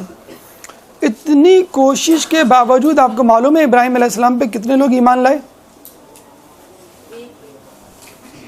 وہ بھی ان کی زوجہ بی بی سارہ ایمان لائیں. 3 لوگ ان کے ساتھ تھے، بی بی سارہ اور حضرت لوط علیہ السلام. لوط علیہ السلام ان کے کزن تھے، تینوں جو ہے وہ کزن، ان کی مائیں خالہ زاد بہن بھائی تھے. یہ 3 لوگ وہاں سے چلے. اچھا، مصر کے لوگ اس زمانے میں بہت بدماش، بدقماش اور بہت زیادہ بہرہ روی کا، عریانیت کا، جس طرح مغرب کے اقوام ہیں، شکار تھا. تو ابراہیم علیہ السلام کی غیرت گوارہ نہیں کرتی تھی کہ بی بی کے ساتھ وہ جا رہے ہیں کہ کوئی ان پہ غلط نگاہ ڈالے. انہوں نے کیا کیا ہوگا؟ زیادہ سے زیادہ حجاب مکمل طور پہ سر تاپا؟ جی نہیں، صندوق میں بند کر کے لے کے گئے بی بی سارہ کو صندوق میں بند کر کے لے گئے. جب وہاں پہنچے بارڈر پہ، سرحد پہ، تو انہوں نے کہا بھائی ٹیکس لگے گا تمہارے سامان کا، لگا لو. اچھا اس چیز کا اتنا ٹیکس ہے، یہ صندوق ہے، اس میں کیا ہے؟ ابراہیم نے کہا میں کھولوں گا تو نہیں، بس سمجھ لو اس میں سونا چاندی جواہرات ہیں. کتنا ٹیکس لگاؤ گے؟ لگاؤ. بہرحال ایک اچھے شوہر کے لیے اچھی بیوی سونے جواہرات سے کم تو نہیں ہوتی. میں نے کہا جتنا تمہیں ٹیکس لگانا ہے لگاؤ. اب اس کو شک ہوا کہ یہ آدمی اتنی آسانی سے ٹیکس کیسے دے رہا ہے. اس کو تو بہانہ بنا چاہیے، اس میں کچھ نہیں ہے، یا جتنا بھی ہو ٹیکس لگا لو اپنے حساب سے. خود بول بھی رہا ہے کہ سونے جواہرات ہیں، سمجھ لو. اس نے کہا کہ سونے جواہرات بھی ہیں تو بھائی کچھ تو ہم اس میں سے لیں. انہوں نے کہا بھائی کھولنا پڑے گا. نہیں، میں تو نہیں کھولنے دوں گا. کہنے لگا ٹھیک ہے، یہ باکس جو ہے وہ حاکم مصر کے پاس جائے گا. کہنا میں یہ بھی نہیں کرنے دوں گا. تو بڑے اس سے یہ طے ہوا کہ بھائی آپ دونوں ساتھ جائیں گے. تو ابراہیم علیہ السلام بھی اس صندوق کے ساتھ گئے. حاکم مصر نے کہا بھائی آپ کو تو کھولنا پڑے گا ورنہ تو میں آپ کو سزا دوں گا یا قتل کر دوں گا. ابراہیم علیہ السلام نے چاروں ناچار اس کو کھولا تو اس میں سے بی بی سارہ نکلی. اب حاکم شام تھا، نشے میں دھت تھا اقتدار کے. اس نے جو ہے وہ دست درازی کی کوشش کی. کہتے ہیں اس نے جیسے ہاتھ بڑھایا اس کا ہاتھ شل ہو گیا. اب وہ فوراً پہچان گیا کہ یہ شخص جو ہے کوئی اللہ کا ولی ہے، نبی ہے، جس کی وجہ سے میرا ہاتھ شل ہو گیا. اس نے فوراً کہا ابراہیم میرے لیے دعا کرو، ہاتھ ٹھیک ہو جائے، اب میں ایسی حرکت نہیں کروں گا. ابراہیم نے دعا کی، ہاتھ ٹھیک ہو گیا. اس نے پھر دست درازی کی، پھر ہاتھ شل ہو گیا. پھر وہ گڑ گڑایا کہ ابراہیم یہ میرا ہاتھ ٹھیک کر دو، اب نہیں کروں گا. اس کا ہاتھ ٹھیک ہو گیا. اس نے تیسری مرتبہ یہ حرکت کی، کہا ابراہیم اب تم دعا کر لو، اب میں نہیں کروں گا، اس کو ٹھیک کر دو. اس نے ٹھیک کر دیا. تو ابراہیم علیہ السلام نے 3 مرتبہ اس فالج زدہ ہاتھ کو ٹھیک کیا. اور پھر اس نے کہا کہ ابراہیم میں تمہارے دین پہ ایمان لاتا ہوں، میں نہایت شرمندہ ہوں، اور میں اس کی تلافی کے لیے اپنی ایک کنیز تمہاری بیوی کے حوالے کرتا ہوں تحفتاً. اس کنیز کا نام تھا بی بی ہاجرہ، جو بعد میں اسماعیل علیہ السلام کی والدہ بنی. اور یوں جو ہے ابراہیم علیہ السلام. اب آپ یہ دیکھیے، آپ کے خیال میں کیا صرف یہ ابراہیم علیہ السلام کا معجزہ تھا جس پہ وہ ایمان لائے؟ جی نہیں. دقت سے دیکھیے، زحمت کیجیے، تھوڑا سا اپنی فہم و فراست کو استعمال میں لائیے. تو ان کا معجزہ، ان کی غیرت اور ان کا عفو و درگزر، یہ 3 چیزیں تھیں جس کی وجہ سے وہ ایمان لایا. اگر نہیں بھی لایا تو کم از کم ہمارے لیے 3 چیزیں سیکھنے کی ہیں کہ ایک مرد میں غیرت ہونی چاہیے، اپنی عورت کا خیال رکھے. اور اس کے پردے اور حجاب کا خیال رکھے، اس کی عزت و ناموس کا خیال رکھے. اور عورتوں کو بھی چاہیے اگر مردوں کی طرف سے کوئی قید لگ رہی ہے تو اس کو بحسن و خوبی انجام دیں. یہ نہ کہیں اگر مرد نکلتے ہوئے کہے کہ بھئی ذرا اپنا حجاب ٹھیک کر لو، یہ شوق رنگ کے یہ جو اسکارف ہیں، یہ شوق رنگ کے جو حجابات ہیں اس کو ترک کر دو، نیلے پیلے لال جو پہن کے تم نکل رہی ہو یہ تو اور اٹریکٹیو لگ رہا ہے، لوگ تو تم کو اور دیکھیں گے. تو ایسے حجاب کا کیا فائدہ؟ حجاب تو اس کو کہتے ہیں کہ عورت چھپ جائے، لوگ متوجہ نہ ہوں. اگر آپ لال پیلے پنک ریڈ قسم کے اسکارف پہن کے نکلیں گے تو لوگ تو آپ کو اور دیکھیں گے. تو اس کا فائدہ کیا ہوا حجاب کا؟ اگر کوئی آپ پہ قد و قن لگاتا ہے تو آپ فوراً کہہ دیتے ہیں بھئی آپ تو شک کرتے ہیں، آپ تو جو ہے خواہ کی پابندیاں لگاتے ہیں. تو اگر مرد غیرت کی بنا پر عورت پہ کچھ پابندی بھی لگاتا ہے تو وہ اپنی غیرت کی بنا پہ لگاتا ہے. مولا علی فرماتے ہیں غیرت اگر مرد میں ہو تو اس کی خوبی ہے، عورت میں ہو تو اس کی خامی ہے. تو عورتوں کو بھی چاہیے کہ کم از کم حجاب کے معاملے میں اپنے مرد سے مکمل کوآپریٹ کریں. آپ کے مرد کے علاوہ کوئی بھی دنیا میں ایک شخص ایسا نہیں ہوگا جو آپ کے حجاب کی حفاظت کرے، بلکہ وہ آپ کی بے حجابی سے خوش ہوگا. عورت جتنی بے حجاب ہوگی، نامحرم عورت، وہ اس سے زیادہ خوش ہوگا. لیکن جب اپنی گھر کی عورت کی بات آتی ہے تو وہ شخص بھی غیرت مند بن جاتا ہے کہ نہیں میرے گھر کی عورت اس طرح باہر نہیں نکلے گی. تو خدارا ابراہیم علیہ السلام کی طرح مردوں کو چاہیے کہ اپنی غیرت کا مظاہرہ کریں، اپنی عورتوں کی عزت و ناموس کی حفاظت کریں، ان کے حجاب کی حفاظت کریں. اور عورتوں کو بھی چاہیے کہ مردوں کی غیرت کو ملحوظ خاطر رکھتے ہوئے، ان کا احترام کرتے ہوئے ان کی پابندیوں کو قید نہ سمجھیں. جیسے مغرب نے کہا ہوا ہے کہ اسلام نے عورت کو جو ہے وہ قید میں ڈالا ہوا ہے. ابھی فرانس میں ہم نے سنا ہوگا برقنی پہ پابندی لگا دی. برقنی کیا ہے؟ آپ کا فیس اور آپ کے ہینڈز دو بس وہ کھلے رہیں گے. اب وہاں پہ کئی جو ہے خواتین بھی ہیں، مسلم خواتین، وہ بھی بیچ پہ جاتی ہیں اپنے بچوں کو لے کر شوہر وغیرہ کے ساتھ، خاندان والوں کے ساتھ، تو وہ تو برقنی پہنتی ہیں. برقنی جیسے میں نے آپ کو بتایا پر سوئم سوٹ ہوتا ہے لیکن آپ کا چہرہ اور ہاتھ. باقاعدہ فرانس کی پولیس گھوم رہی ہے فرینچ بیچز پہ کہ وہ دیکھے کون سی عورت با حجاب ہے اور اس کو اٹھا کے لے جاتے ہیں. یا تو حجاب اتارو یا پھر یہاں نہ بیٹھو یا پھر فائن دو. یہ ہو رہا ہے. تو وہاں پہ نقاب پہ تو بالکل ہی پابندی ہے، اس پہ تو آپ فوراً جرمانہ لگ جائے گا آپ کو. تو وہ بڑا اچھا ایک وہ تھا لطیفہ کہ ایک عرب عورت سیلز گرل دکان پہ کھڑی ہوئی تھی، ایک بے حجاب نارمل سی، نارمل تو نہیں کہنا چاہیے، اب نارمل سی نارمل خاتون آئی، یعنی با حجاب، پورا نقاب بھی ڈلا ہوا اس کا. تو جو عرب عورت دکان پہ کھڑی ہوئی تھی اس نے فوراً اس عورت کو دیکھ کے کہا کہ یہ you the fundamentalist, you are the root of problem. تم لوگوں کی وجہ سے فرانس میں مسلمانوں کے خلاف پرابلمز پیدا ہوئی ہیں اور لوگ اور پولیس والے ہمیں شک کی نگاہ سے دیکھتے ہیں. تمہیں ضرورت کیا ہے اتنا سخت حجاب کرنے کی فرانس میں؟ تمہیں اگر یہ حجاب کرنا ہے، اپنا نقاب جو ہے اپنا چہرہ چھپانا ہے، مکمل طور پہ حجاب میں ملبوس ہونا ہے، تو جاؤ اپنے مسلم ملک جہاں سے تم آئی ہو. اس عورت نے نقاب ہٹائی اور اپنا حجاب اتارا اور کہنے لگی کہ میں عرب عورت نہیں ہوں، میں تو فرینچ وومن ہوں، میں تو فرینچ وومن ہوں، میں فرانسیسی خاتون ہوں، میں تو اسلام سے متاثر ہو کے میں نے یہ حجاب پہنا ہے. تم کیسی مسلمان عورت ہو کہ تم مسلمان گھرانے میں پیدا ہوئی اور تم حجاب نہیں کرتی؟ تو کہیں یہ نہ ہو جائے. وہی میں کہتا ہوں کہ امام جب آئیں گے یہ نہ ہو کہ وہ مغرب سے جو ہے لوگوں کو اتنا زیادہ ٹرینڈ بن گیا ہے مغرب سے قم جانے کا اور عالم دین بننے کا، میں آپ کو بتا نہیں سکتا. آئے دن کوئی انجینئر، کوئی جو ہے ڈاکٹر، کوئی جو ہے آئی ٹی پروفیشنل، دھڑا دھڑ لوگ قم اور نجف جا رہے ہیں وہاں سے کہ ہمیں علم دین حاصل کرنا ہے. تو یہ نہ سمجھیں کہ امریکہ اور یورپ میں اگر لوگ رہتے ہیں تو سب کے سب بے دین ہیں. کئی جیسے کہ لکل فرعون موسیٰ، ہر فرعون کے لیے موسیٰ ہے. اللہ نے وہاں بھی اگر فرعون پیدا کیے تو موسیٰ بھی پیدا کیے. رچرڈ نکاز ایک شخص کا نام ہے، الجیرین. اب نامعلوم وہ مسلمان ہے کیا ہے، نام سے وہ تھوڑا سا کراس لگتا ہے. رچرڈ نکاز اس نے اعلان کر دیا فرانس میں کہ جس عورت پر حجاب پہننے پر فائن لگے گا اس کا فائن میں دوں گا. پورے فرانس میں جس عورت پر فائن لگے گا وہ مجھے ای میل کر دے، فون کر دے، میں پہنچ جاؤں. کتنی عورتوں کے وہ فائن دے چکا ہے اب تک. اب ایک عورت ہے روزانہ وہ حجاب میں باہر نکلتی ہے، روزانہ اس پہ فائن لگے، وہ کب تک دے گی؟ تماچا ہے فرانس کی حکومت پر. نمبر ایک بات. نمبر دو، ابھی فرانس کی ایک عدالت نے باقاعدہ یہ حکم جاری کیا ہے کہ ہم اپنے شہر میں اس حجاب کو نہیں مانتے، یعنی اس پابندی کو نہیں مانتے. عورت حجاب کر کے باہر نکل سکتی ہے. ابھی کینیڈا سے خبر آئی ہے کہ سرکاری جاب کے دوران مسلمان عورت حجاب کر سکتی ہے. ابھی خبر آئی ہے معاملے میں. فرانس میں ایک کمپنی نے ملبوسات کی نمائش کروائی. کون سے ملبوسات بتاتے ہیں نا, کون سے ملبوسات؟ پینٹ شرٹ کی کروائی, کوٹ کی کروائی, اسکارف کی کروائی. ان کا ٹاپک کیا تھا؟ حجاب. فقط اور فقط حجاب ڈریسز کی نمائش کروائی اس کمپنی نے. اور وہ کمپنی ملٹی نیشنل, باہر کی کمپنی, مسلم کمپنی نہیں. فرانس کی حکومت ان کے اوپر چڑھ دوڑی, بھائی یہ کیا کر رہے ہو تم لوگ, نان مسلم کمپنی, اور تم لوگ حجاب کو پروموٹ کر رہے ہو. کہیں گے جب سے آپ نے برقعی پہ پابندی لگائی ہے اس دن سے ہمارے حجاب کے پروڈکٹس کی سیل میں اضافہ ہو گیا. ایک درود پڑھ دے محمد والے محمد.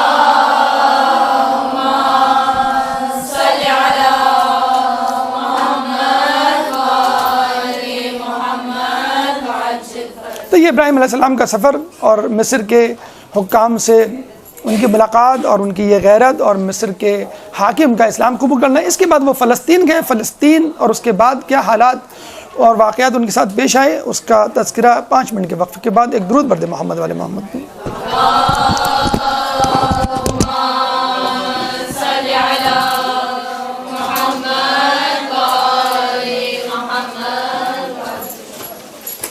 بسم اللہ الرحمن الرحیم. اپنی گفتگو کا سلسلہ وہیں سے ہم شروع کرتے ہیں.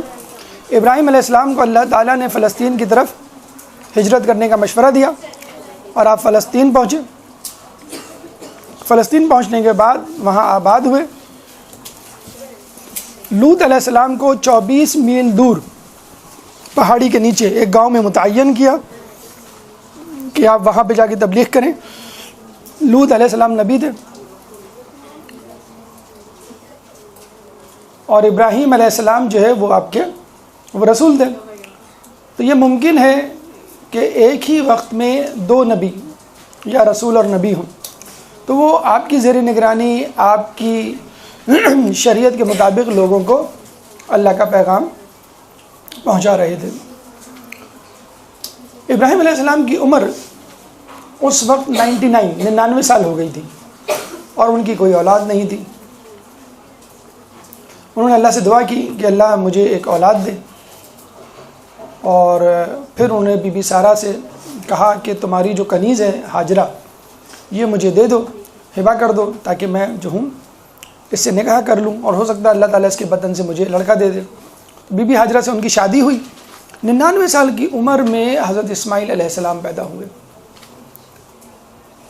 بی بی سارہ کو جو کنیز دی تھی اس بادشاہ نے, دیکھیے اب یہ بھی ایک حکمت اللہ تعالیٰ کی ہو سکتی ہے کہ آپ یہ سوچ رہے ہوں گے بھی ابراہیم نے اس طرح کے بدقماش, بدتمیز, بد تہذیب اور اللہ کے نافرمان بادشاہ کو کیوں معاف کیا, کیوں 3 مرتبہ اللہ سے درخواست کی. تو آپ دیکھیں معاف کرنے کی صورت میں نہ صرف وہ مسلمان ہوا, دین حنیف پر آیا, بلکہ اس نے کنیز دی بی بی ہاجرہ. بی بی ہاجرہ سے ان کی شادی ہوئی, اسماعیل علیہ السلام پیدا ہوئے.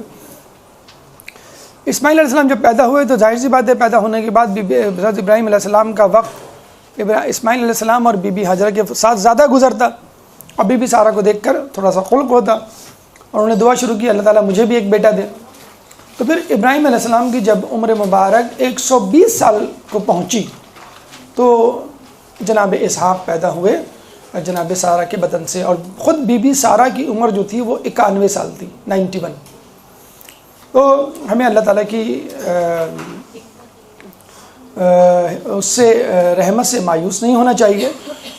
بے شک بہت بڑی عمر تھی, ٹوٹل کل عمر تو حضرت ابراہیم علیہ السلام کی 175 سال تھی, لیکن پھر بھی 91 سال بہت زیادہ عمر ہوتی ہے, یا 99 سال یا 120 سال. بہرحال اللہ تعالیٰ نے ان کو اولاد سے نوازا, بی بی ہاجرہ کی بدن سے پہلے اور پھر بی بی سارہ کے بدن سے, اور اسماعیل اور اسحاق دونوں آگے چل کے نبی بنے, بلکہ ان کی نسلیں بھی نبی بنی. بی بی اسحاق جناب اسحاق کے بعد حضرت یعقوب جو ہے وہ نبی بنے, ان کے بیٹے. حضرت یعقوب کے بعد ان کے بیٹے حضرت یوسف نبی بنے.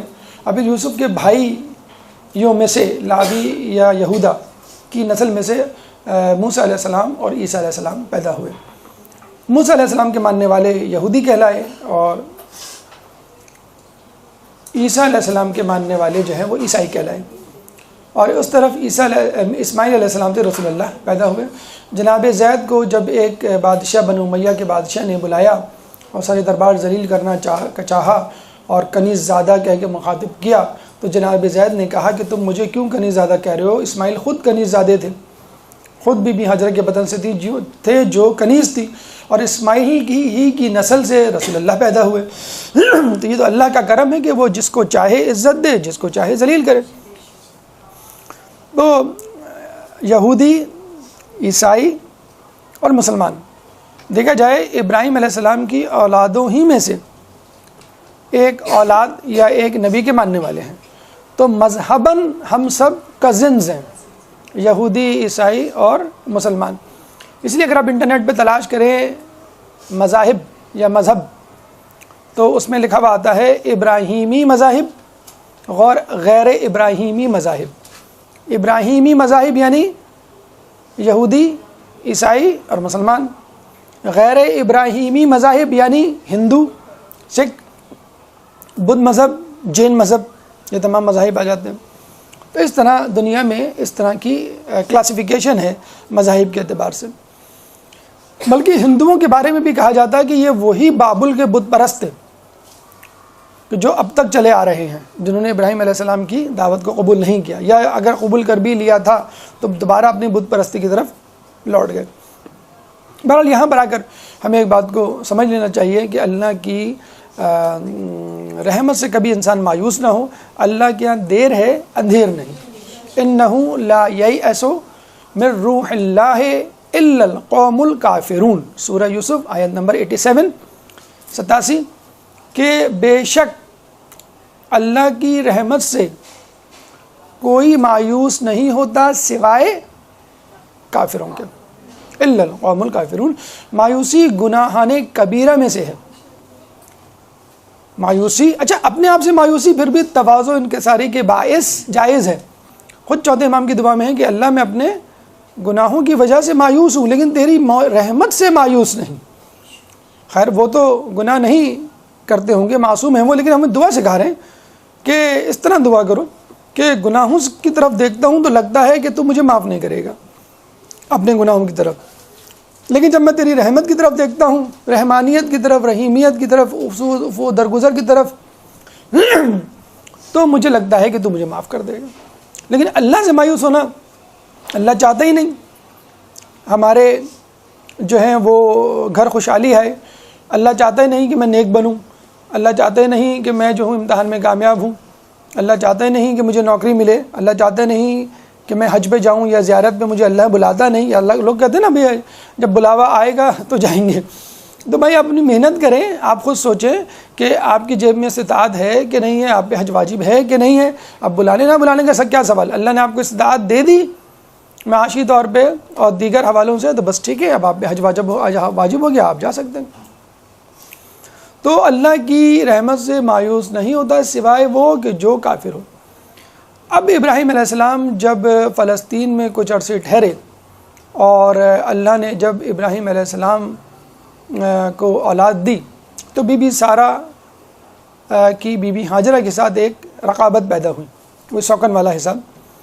تو آپ نے دیکھا کہ ابراہیم علیہ السلام بی بی ہاجرہ اسماعیل کو زیادہ ٹائم دیتے ہیں، اسماعیل علیہ السلام سے زیادہ محبت کرتے ہیں۔ یہ ہوتا ہے، جیسے آپ نے یعقوب علیہ السلام کے اس میں دیکھا کہ یوسف علیہ السلام کو زیادہ پسند کرتے تھے۔ تو بی بی سارہ کو ایک تھوڑی سی رقابت محسوس ہوئی اور ان کو گوارا نہ ہوا کہ بی بی ہاجرہ جو میری کنیز تھی کسی زمانے میں، اب جو ہے وہ مجھ پر اس کو فوقیت دی جا رہی ہے۔ اور پھر اللہ تعالیٰ کو بھی آپ کا امتحان لینا مقصود تھا، چنانچہ ابراہیم علیہ السلام کو حکم ہوا کہ تم ہاجرہ اور اسماعیل کو لے کے مکے چلے جاؤ۔ جو ابراہیم علیہ السلام مکے آئے، جس کا تذکرہ جو ہے سورہ ابراہیم آیت نمبر 37 میں بھی ہوتا ہے کہ جب آپ مکے آئے تو اسی جگہ انہوں نے پڑاؤ ڈالا جہاں پہ پہلے اللہ کا گھر تھا، خانہ کعبہ تھا، جس میں ابراہیم علیہ السلام کی دعا بھی ہے، ربنا انی اسکنت من ذریتی بواد غیر ذی زرع عند بیتک المحرم، ربنا انی اسکنت من ذریتی، اے اللہ میں اس جگہ اپنی ذریت میں سے کچھ لوگوں کو چھوڑ رہا ہوں، بواد غیر ذی زرع، اس وادی میں جو کہ غیر آباد ہے، عند بیتک المحرم، اس جگہ جہاں کہ تیرا گھر ہے۔ یعنی اس کا مائنس پوائنٹ یہ تھا کہ وہاں آبادی نہیں تھی، سامان حیات نہیں تھا، پانی نہیں تھا، شجر نباتات حیوانات نہیں تھے، انسان کی بقا کا سامان نہیں تھا، مرنا یقینی تھا، لیکن یہ قیاس بھی تھی کہ اللہ کا گھر ہے اور اللہ کے گھر جو آئے وہ اللہ کا مہمان ہوتا ہے، جو اللہ کا مہمان ہو اللہ اس کو بھوکا نہیں جانے دے گا، اس کو مارے گا نہیں۔ تو ابراہیم کو یہ بھی جو ہے وہ آس تھی۔ ابراہیم علیہ السلام نے بی بی ہاجرہ اسماعیل کو وہاں چھوڑا۔ اب ظاہر سی بات ہے ان کو اجازت نہیں دی کہ ان کے ساتھ رہیں، ان کے لیے صاحبان فراہم کریں، ورنہ گھر بناتے، جھگی بناتے، کوئی چھوٹا موٹا گھر تیار کرتے، سامان وہاں پہ ڈالتے، جس طرح وہ جو عابد تھا سال بھر کا سامان لے جاتا تھا اور پھر آتے، نہیں، بالکل ویسے ہی ایز اٹ از چھوڑ کے چلے گئے۔ لیکن ابھی آپ کے رشتہ داروں میں سے کوئی نہ کوئی گیا ہوگا، دور دراز کے رشتہ داروں میں یا جاننے والوں میں حج پہ، آپ ان سے پوچھیں کتنی پریشانی ہو رہی ہوگی ان کو جاتے ہوئے کہ ہم جو ہیں وہ جا رہے ہیں تو ہمارے گھر والوں کا کیا ہوگا، ہمارے بچوں کا کیا ہوگا، یا بیوی جا رہی ہے تو یہ شوہر اور میرے بچے، یا شوہر جا رہے ہیں تو میرے بچے، یا میاں بیوی دونوں جا رہے ہیں تو بچوں کی فکر۔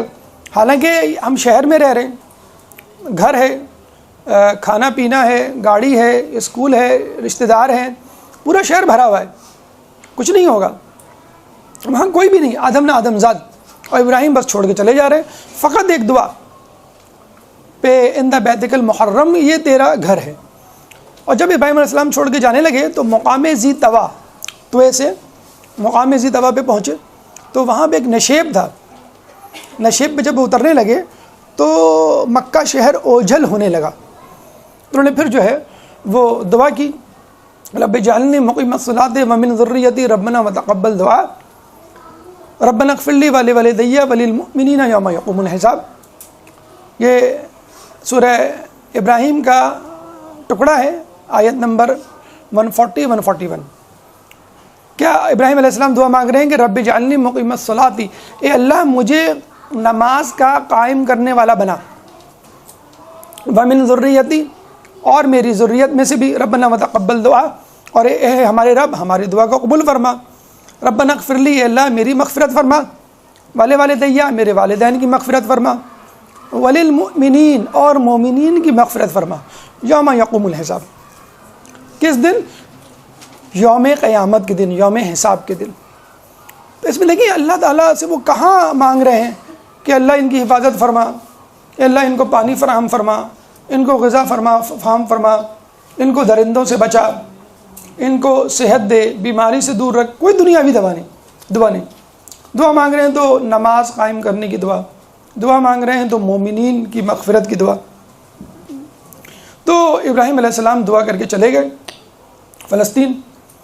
اب دیکھیے ابراہیم علیہ السلام کی دعا کا کیا اثر ہوا۔ اچھا، خود ابراہیم علیہ السلام کو اللہ تعالیٰ نے دعاؤں کی وجہ سے کافی اپریشیٹ بھی کیا۔ سورہ یوسف آیت نمبر 87 میں اللہ تعالیٰ فرماتا ہے اِنَّ ابراہیم لحلیم اوّاہ منیب، کہ بے شک ابراہیم حلیم تھے، حلیم یعنی بردبار، انکسار، منکسر، بے شک ابراہیم منکسر تھے، منکسر المزاج تھے، اور ہماری طرف پلٹنے والے تھے۔ منیب کہتے ہیں پلٹنے والے کو، بار بار رجوع کرنے والے کو۔ اس کے بعد بی بی ہاجرہ اور اسماعیل، اور کوئی بھی نہیں تھا وہاں پہ، عورت اور بچہ دونوں کمزور، اپنی اوڑھنی اپنی چادر کو درخت کے اوپر ڈالا، ٹہنیوں پر سایہ ہوا۔ آپ کو معلوم ہے شیر خوار بچہ کتنے گھنٹے رہ سکتا ہے پانی کے بغیر، 2 گھنٹے 4 گھنٹے۔ رونے لگے اسماعیل علیہ السلام۔ بی بی ہاجرہ وہاں سے اٹھی اور پانی کی تلاش میں نکلی۔ سامنے کوہ صفا ہے، آپ نے دیکھا ہوگا خانہ کعبہ سے تھوڑے سے فاصلے پہ جہاں پہ ہم سعی کرتے ہیں، صفا برفا 2 پہاڑ، صفا پہاڑ پہ آدم علیہ السلام اترے تھے جنت سے آنے کے بعد، اور مروہ پہاڑ پر حضرت حوا علیہ السلام اتری تھی۔ تو بی بی ہاجرہ نے کوہ صفا پہ چڑھ کر چاروں طرف دیکھا کہ کہیں پانی ہو، تو دیکھا کوہ مروہ کے دامن میں، پہاڑ کے نیچے، پہاڑ کے دامن میں پانی ہے۔ تو فوراً کوہ صفا سے اتری اور بھاگتے ہوئے کوہ مروہ کی طرف گئی۔ جب وہاں جا کے دیکھا تو وہاں کچھ بھی نہیں، پانی نہیں۔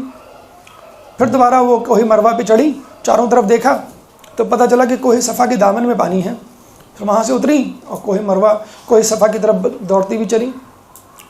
کوہ صفا کے دامن میں پہنچی تو وہاں پہ پانی نہیں تھا. پھر کوہ صفا کی چوٹی پہ چڑھی, چھوٹے چھوٹے پہاڑ تھے تو, اور پھر وہاں چڑھ کے دیکھا چاروں طرف کہیں پانی نظر آئے تو پتہ چلا کہ پھر کوہ مروہ کے دامن میں پانی نظر آ رہا ہے. پھر اس کی طرف بھاگی. اس طرح 7 چکر لگائی. آپ نے فزکس میں ایک فنامنا پڑھا ہوگا, میراج, اردو میں سراب جسے کہتے ہیں, کہ یہ جو لیئرز ہوتی ہیں ہوا کی, وہ جب گرم ہو کے اوپر جاتی ہیں تو they become lighter medium. Lighter medium ہوتی ہے اور نیچے ڈینسر میڈیم ہوتا ہے. تو لائٹ جب لائٹر میڈیم سے ڈینسر میڈیم کی طرف سفر کرتی ہے تو وہ نارمل کی طرف جھک جاتی ہے, ٹھیک ہے, اور ڈینسر سے لائٹر میڈیم کی طرف جاتی ہے تو وہ نارمل سے ہٹ جاتی ہے, جسے ہم ریفریکشن کہتے ہیں. تو لائٹ ریفریکٹ ہوتی ہے کہاں پہ؟ ڈیزرٹ میں, because of the different layers. Lighter medium ہے ڈینسر میڈیم کی وجہ سے. کثیف واسطہ اور لطیف واسطہ, اور وہ ریفلیکٹ ہو کے دوبارہ ریفلیکٹ ہو جاتی ہے, اور انسان کو لگتا ہے کہ وہاں پانی پڑا ہوا ہے. اور یہ صحرا میں بیچاروں کے ساتھ بہت ایسا ہوتا ہے کہ جو لوگ صحرا میں سفر کرتے ہیں. بہرحال 7 مرتبہ چکر لگانے کے بعد ان کو اسماعیل علیہ السلام کی فکر ہوئی. یا تو ان کی آواز آنا بند ہوئی یا زیادہ بلند ہو گئی, وہ فکر مند ہوئی. واپس پلٹی تو پتہ چلا کہ اسماعیل علیہ السلام ایڑیاں رگڑ رہے ہیں اور وہاں سے پانی کا ایک چشمہ ابل رہا ہے, جس کو دیکھ کے انہوں نے کہا زم زم, یعنی رک جا رک جا. اور وہ ایسا چلا, ایسا جاری ہوا کہ اب تک جاری ہے. اس کو دیکھ کے اللہم صلی علی محمد وعلی محمد,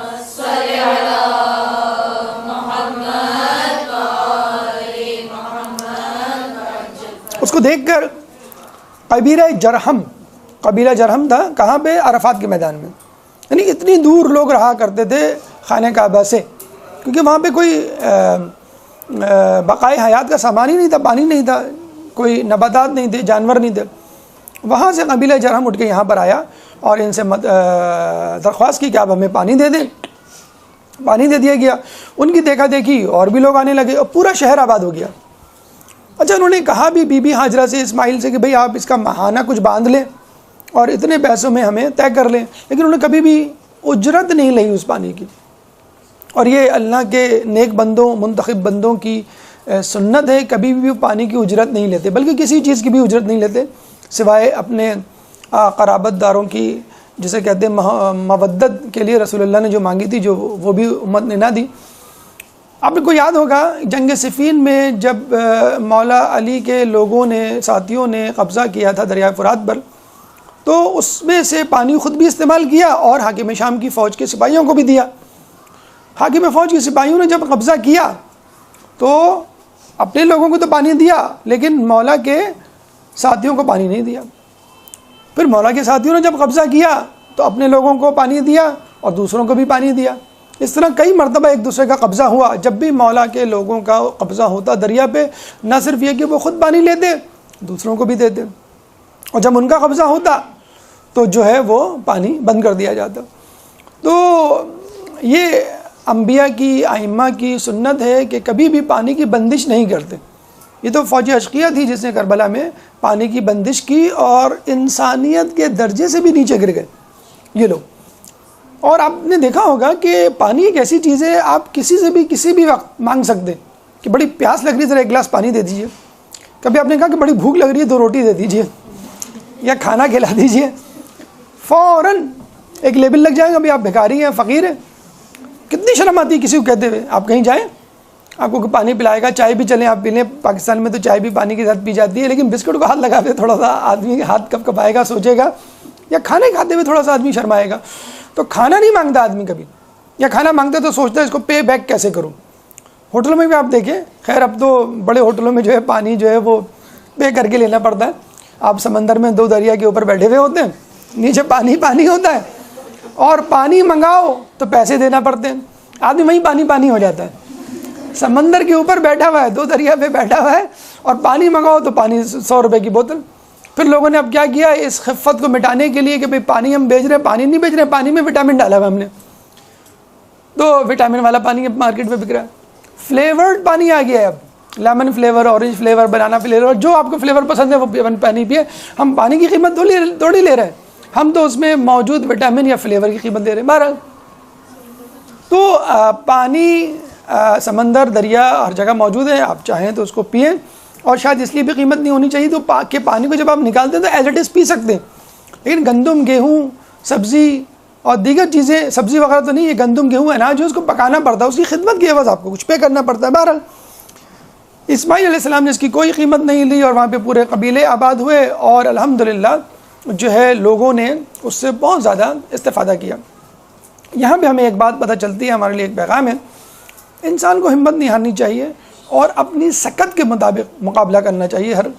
مطلب دیکھیں، اگر خدا نخواستہ گھر میں آگ لگے تو آپ الگ طریقے سے بجھائیں گے، دوسرا جو ہوگا وہ کوئی اور طریقے سے بجھائے گا، بچہ جو ہے وہ گلاس سے پانی ڈالے گا یا کسی طرح ہاتھ سے پانی ڈالے گا، لیکن وہ بھی کوشش کرے گا کس طرح میں پانی بجھاؤں.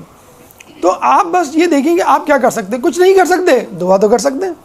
ابراہیم علیہ السلام کو دعا کا کہا گیا، حالانکہ ابراہیم علیہ السلام کو پریکٹیکلی کچھ کرنا چاہیے تھا لیکن ان کو منع کیا گیا، انہوں نے فرق دعا پہ اکتفا کیا. بی بی ہاجرہ اور حضرت اسماعیل بچے تھے، عورت تھی، کمزور ہونے کے ناطے انہیں کچھ نہیں کرنا چاہیے تھا، ان کو کرنا چاہیے تھی دعا، لیکن انہوں نے اپنی سکت کے مقابلے، سکت کی حیثیت میں، لا یکلف اللہ نفسا الا وسعہا، اللہ کسی کی استطاعت سے زیادہ اس پہ بوجھ نہیں ڈالتا. تو بی بی ہاجرہ کو کہا گیا بس ٹھیک ہے تم کوہ صفا مروا کی، وہ بھی کہتی تھی میں کیا کروں گی، میں تو عورت ہوں، میں بھاگ دوڑ کر کے کیا کروں گی. اس بھاگ دوڑ کو حج کا رکن بنا دیا، اس کے بغیر جو ہے وہ حج نہیں ہو سکتا. تو بی بی حاجرہ نے جو کرنا تھا وہ، اچھا اسماعیل کہہ سکتے تھے میں تو بچہ ہوں میں کیا کروں گا، نہیں، ان کو کہا گیا تم ایڑیاں رگڑو. میرے ایڑیاں رگڑنے سے کیا ہوگا، بڑوں کے کچھ کرنے سے بھاگ دوڑ سے تو کچھ ہو جائے گا. دیکھو کیا ہوا، ایڑیاں رگڑنے سے پانی وہیں سے نکلا.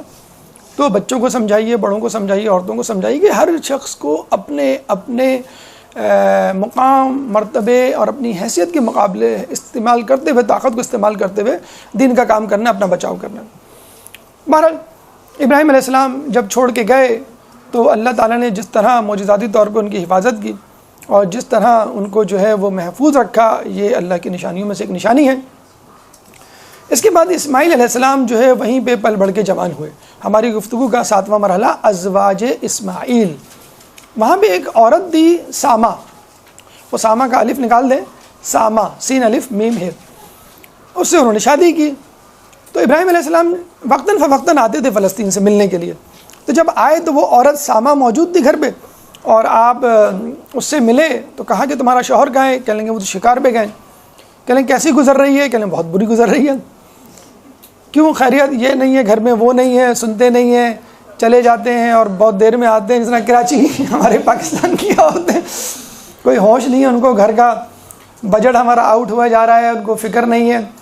اور میں اپنے گھر میں بڑی خوش تھی، میرے ماں باپ تو اتنا کھلاتے پلاتے تھے، روزانہ جو ہے وہ یہ کچھ آتا تھا، اور اتنے کپڑے جو ہے میں نئے نئے سلواتی تھی ہر مہینے، وغیرہ وغیرہ جو ہوتی ہیں عورتیں، شکوے شکایت کرنا. تمام عورتوں کی بات نہیں کر رہا میں. ابراہیم علیہ السلام نے کیا کہا کہ اپنے شوہر کو کہنا جب وہ شکار سے واپس آئے کہ اپنی چوکھٹ بدل لے. وہ بھی سیدھی سادھی عورت تھی، جب آدمی کا دماغ کہیں اور استعمال ہو تو پھر اس جگہ استعمال نہیں ہوتا صحیح جگہ پہ. وہ آئے تو بڑے اس سے کہا کہ ایک آدمی آیا تھا اس طرح کا، اس نے کہا اپنی گھر کی چوکھٹ بدل لیں. اسماعیل علیہ السلام نے کہا ٹھیک ہے بالکل بدل لوں گا، آپ فکر نہ کریں. تو وہ سمجھ گئے، انہوں نے چوکھٹ بدل لی اور اس بیوی کو طلاق دے دی.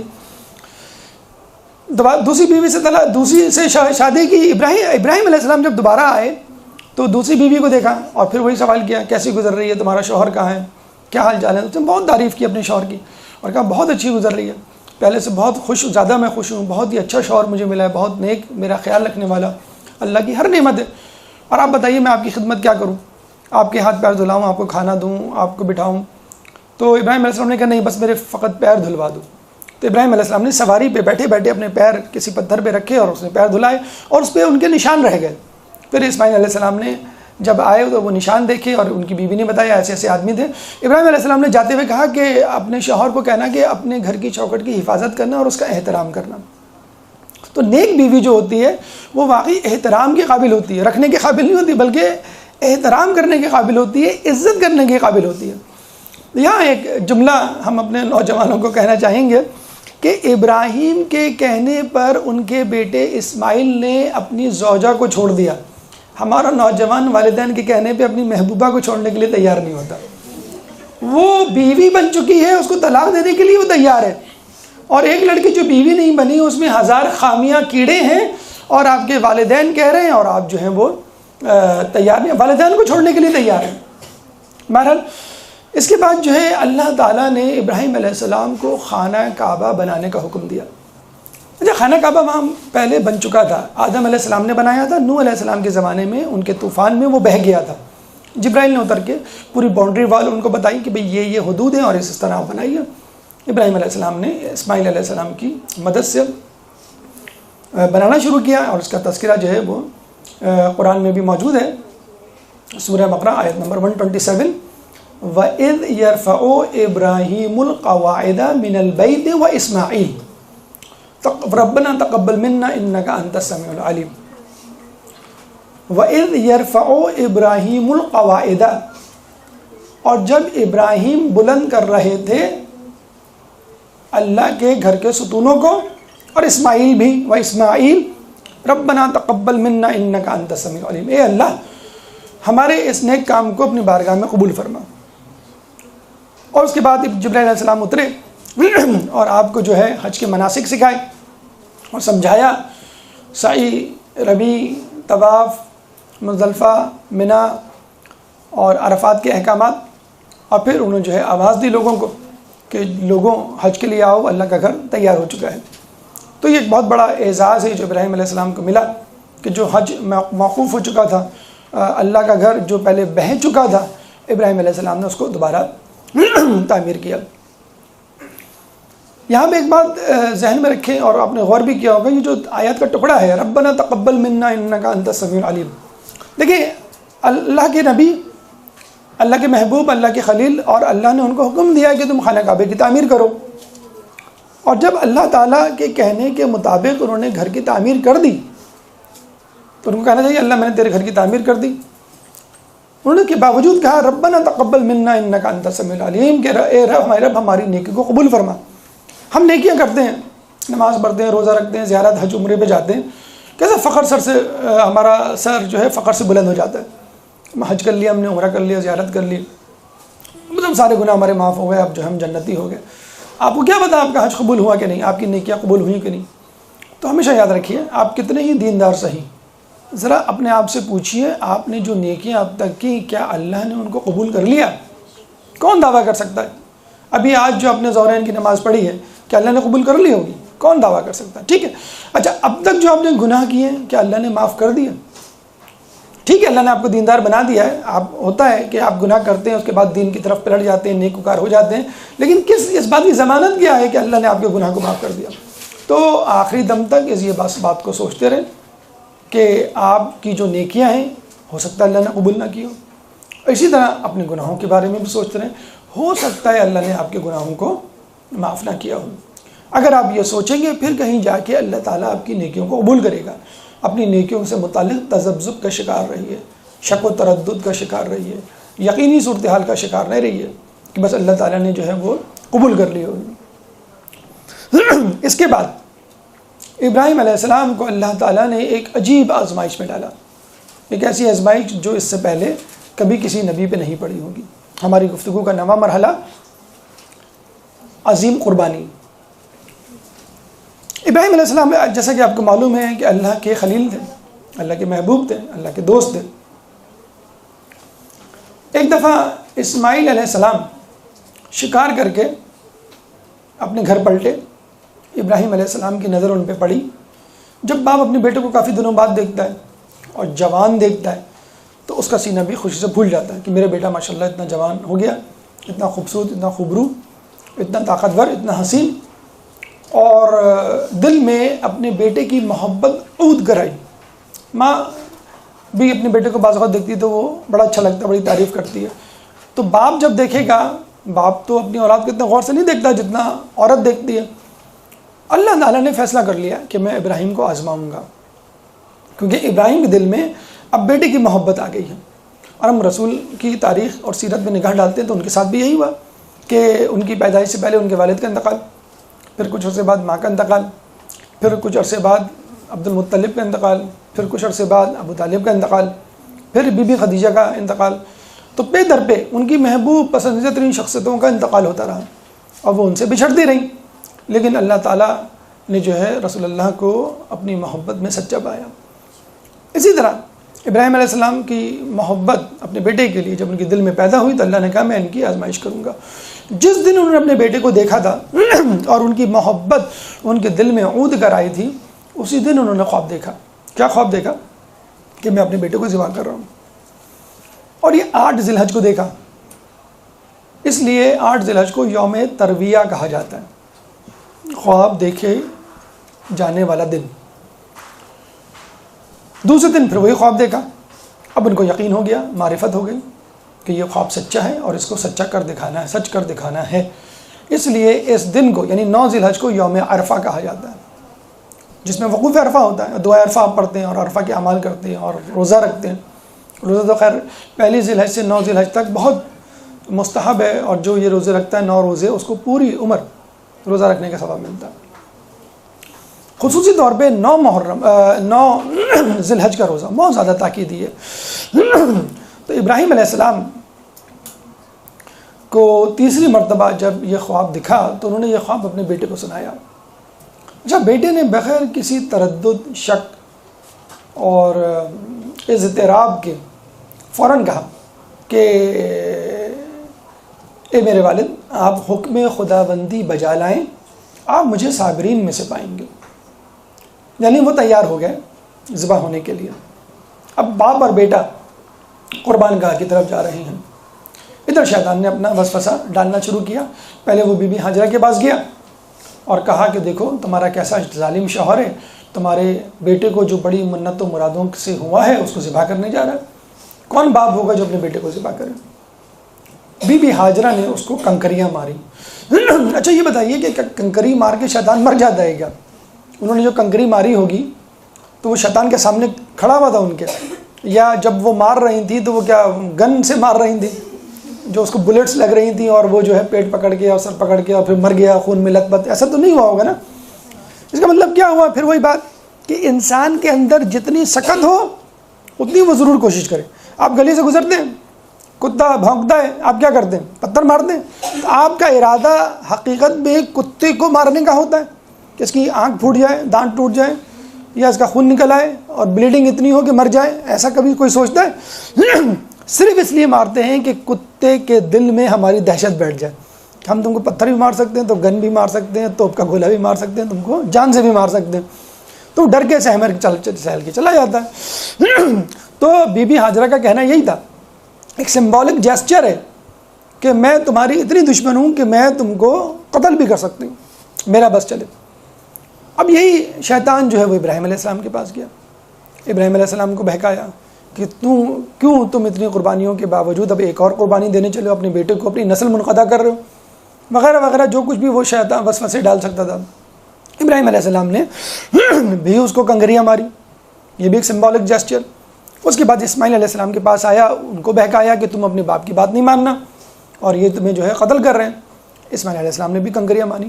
جس مقام پہ بی بی ہاجرہ کو شیطان نے بہکایا اور اس مقام پر انہیں کنکریاں ماری، آج اس مقام پر ایک ستون ہے، علامتی ستون، جہاں پہ حاجی جو ہے وہ کنکریاں مارتے ہیں، اور یہ پہلا ستون ہے جہاں پہ کنکریاں ماری جاتی ہیں۔ اس کو ہم کہتے ہیں جمرہ وسطیٰ۔ لوگ من کہتے ہیں نا کہ یہ وسطیٰ کو پہلے کیوں ماری جاتی ہے؟ تو پہلے بی بی ہاجرہ کو بہکایا تھا، اور جس مقام پہ حضرت ابراہیم علیہ السلام کو بہکایا تھا شیطان نے، اس مقام کو کہتے ہیں جمرہ اولا، یعنی پہلا شیطان یا بڑا شیطان۔ اس کے بعد جمرہ صغرا، یعنی اس جگہ پہ جہاں پر اسماعیل علیہ السلام کو شیطان نے بہکایا تھا۔ اب بہرحال دونوں باپ بیٹے قربان گاہ کی طرف جاتے ہیں۔ اب اسماعیل علیہ السلام کا رویہ اور انداز دیکھیے، ایک بے چارگی، بے کسی، اضطراب، پریشانی، ٹینشن کچھ بھی نہیں تھا، بلکہ ویل کمپوزڈ، ایک دانشور، ایک مفکر، ایک بڑا آدمی، جس طرح موت کو گلے لگاتا ہے اس طرح۔ باقاعدہ انہوں نے اپنے باپ کو وصیتیں کی ہیں، 6 یا 7 وصیتیں، مرنے سے پہلے، ذبح ہونے سے پہلے۔ اور کیا وصیتیں کی ہیں، آپ حیران رہ جائیں۔ نمبر 1، میرا پیرہن اتار دیجئے گا کہ ذبح کرتے وقت یہ خون آلود نہ ہو جائے، کہ جس کو دھونے کی زحمت آپ کو کرنی پڑے اور جس کو دیکھ کر میری ماں کا دل تڑپ اٹھے. بی بی سیدہ نے بھی کھانا وانا پکا لیا تھا نا اپنی شہادت سے پہلے کہ میرے غم میں میرے بچوں کو کھانا دینا نہ بھول جائیں لوگ. تو دیکھیں کہ لوگوں کو زحمت دینا گوارا نہیں نبی کو, معصوم کو, کہ مرنے سے پہلے میرے پیرہن کو اتار لیں تاکہ خون آلود نہ. پھر نمبر 2 وصیت, مجھے اپنا پیرہن پہنا دیجئے تاکہ آپ کے پیرہن کی خوشبو سے میرے اندر ایک عزم مصمم اور استقامت پیدا ہو. آپ کے پیرہن کی خوشبو سے. اچھا, یہاں خوشبو کے حوالے سے یہ بات یاد رکھیے کہ انسان کے جسم میں 5 سینسز ہوتے ہیں نا, حواس خمسہ, سونگھنے کا, چکھنے کا, دیکھنے کا, سننے کا اور چھونے کا. لیسٹ ڈیولپڈ سینس از دا olfactory سینس. کون سا سینس؟ Smell sense. سب سے لیسٹ ڈیولپ ہے انسان میں. آپ دیکھیں کہ پیغمبر کے سونگھنے کا سینس کتنا پیک پہ تھا کہ آپ کے کرتے, آپ کے لباس کے سونگھنے سے مجھ میں استقامت پیدا ہو. یعقوب علیہ السلام کہتے ہیں مجھے اس جگہ سے یوسف کی خوشبو آ رہی ہے, پتہ چلا کہ ان کا کرتا آیا تھا. رسول کہتے ہیں کہ مجھے یمن کی طرف سے خوشبو آ رہی ہے. اویس قرنی کی خوشبو تھی وہ. حسن حسین جب داخل ہوتے ہیں کمرے میں تو کہتے ہیں ہمیں نانا کی خوشبو آ رہی ہے. تو بیوی بتاتی ہے نانا جو ہے وہ چادر کے نیچے ہیں. تو قوت مشام, یہ olfactory سینس لیسٹ ڈیولپ ہوتا ہے لیکن اللہ کے منتخب بندوں میں بالکل پیک پہ ہوتا ہے, ویل ڈیولپڈ ہوتا ہے. 5 سینسز میں لیسٹ ڈیولپ olfactory ہے اور سب سے زیادہ آنکھ کا ہے. ویژول سینسز سب سے زیادہ ویل ڈیولپڈ ہے. اس کے بارے میں چھٹے امام نے بھی کہا ہے کہ شیطان کے تیروں میں سے ایک تیر. تو آپ خود اندازہ لگا لیجئے کہ جن لوگوں کا اللہ کے منتخب نمائندوں کا olfactory سینس یا قوت شامہ اتنی زیادہ طاقتور ہو تو ان کی قوت سماعت کتنی طاقتور ہوگی اور ان کی قوت بصارت کتنی طاقتور ہوگی, کتنی دور تک وہ دیکھنے کی صلاحیت رکھتے ہوں گے. تو اسماعیل علیہ السلام نے ان کو پہلی نصیحت یہ کی, وصیت میرا پیرہن اتار دیں. دوسری وصیت اپنا پیرہن پہنا دیں. تیسری وصیت یہ کی کہ میرے ہاتھ پیر کس کے باندھیے گا کہ میں ہل نہ سکوں, تڑپ نہ سکوں, اور میرے تڑپنے کو دیکھ کے آپ کے دل میں ایک رحم کا جذبہ نہ پیدا ہو جائے. چوتھی وصیت یہ کی کہ میرے گلے پہ چھری آہستہ آہستہ چلائیے گا تاکہ موت کی لذت کو محسوس کر سکوں. ہم کیا کہتے ہیں بھئی, جانور کو جب تیز چھری سے ذبح کرنا, فوراً ذبح کرنا, دیکھو تکلیف نہ ہو, زیادہ دیر تک نہ تڑپے. اور وہ کیا کہہ رہے ہیں اسماعیل کے, دیر تک آرام سے آہستہ آہستہ چھری چلائیے گا, میں موت کی لذت کو محسوس کر سکوں. بالکل ڈر خوف نام و نشان نہیں ڈر خوف کا. پھر کہتے ہیں کہ مجھے سجدے کی حالت میں ذبح کیجیے گا تاکہ میں آپ کو دیکھ نہ سکوں اور آپ میری آنکھوں میں آنکھیں ڈال کے نہ دیکھ سکیں اور یہ نہ کہہ سکیں اور آپ کے دل میں میرے لیے رحم نہ پیدا ہو جائے. پھر یہ وصیت کی کہ آپ آج کے دن میری ماں کے پاس مت جائیے گا, ایک دن ٹھہر کے جائیے گا, شاید وقفہ ان کے غم کی شدت کو کم کر سکے. اور 7ویں وصیت یہ کی کہ جب آپ جائیں تو میرے کرتے کو ساتھ لے جائیے گا کہ اگر وہ مجھ کو نہ پا سکے تو کم از کم میرے کرتے کو دیکھ کے ان کو آرام آ سکے.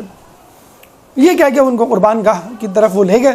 ابراہیم علیہ السلام نے اپنی آنکھوں پہ پٹی باندھی اور ذبح کرنا شروع کیا. ابراہیم علیہ السلام ذبح کرتے لیکن کچھ بھی نہ ہوتا, چھری چلاتے گئے لیکن اسماعیل علیہ السلام ذبح ہونے کا نام نہیں دیتے. ان کو پریشانی ہوئی, غصے میں آ کر انہوں نے چھری کو پٹخ دیا کہ تو میری بات کیوں نہیں مانتی, میرا کام کیوں نہیں کرتی جو میں کرنے جا رہا ہوں, اسماعیل کو ذبح کیوں نہیں کرتی. تو چھری سے آواز آئی کہ خلیل کہتا ہے کہ کاٹو اور جلیل کہتا ہے کہ نہ کاٹو. اللہم صلی علی محمد وعلی محمد. یہاں پہ ہونا چاہیے تھا اسماعیل اور ابراہیم یہ سوچے کہ اچھا ہوا چلو جان چھٹی, چھری نے خود گواہی دے دی. یہاں پر وہ کیا سوچ رہے ہیں کہ اللہ نے ہماری قربانی کو قبول نہیں کیا, کہیں اس میں کوئی خامی تو نہیں رہ گئی, ہماری نیتوں میں کوئی کھوٹ تو نہیں ہو گیا. اسماعیل علیہ السلام بولے اس حالت میں کہ ابا آپ مجھے چھری کی نوک سے نہر کیجئے. اونٹ کو نہر نہیں کرتے, آپ کے انچولی میں ہوتا ہے یہ, تلوار کی نوک سے اونٹ کو نہر کیا جاتا ہے. اگر چھری تیز نہیں ہے تو کم از کم چھری کی نوک تو تیز ہوگی. ابراہیم علیہ السلام نے وہ بھی کر ڈالا, لیکن چھری نے ذبح نہیں کیا.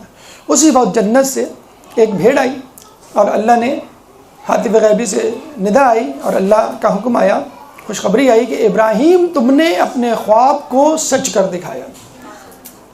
یعنی ابراہیم کی جو قربانی تھی اللہ تعالیٰ نے قبول کر لی.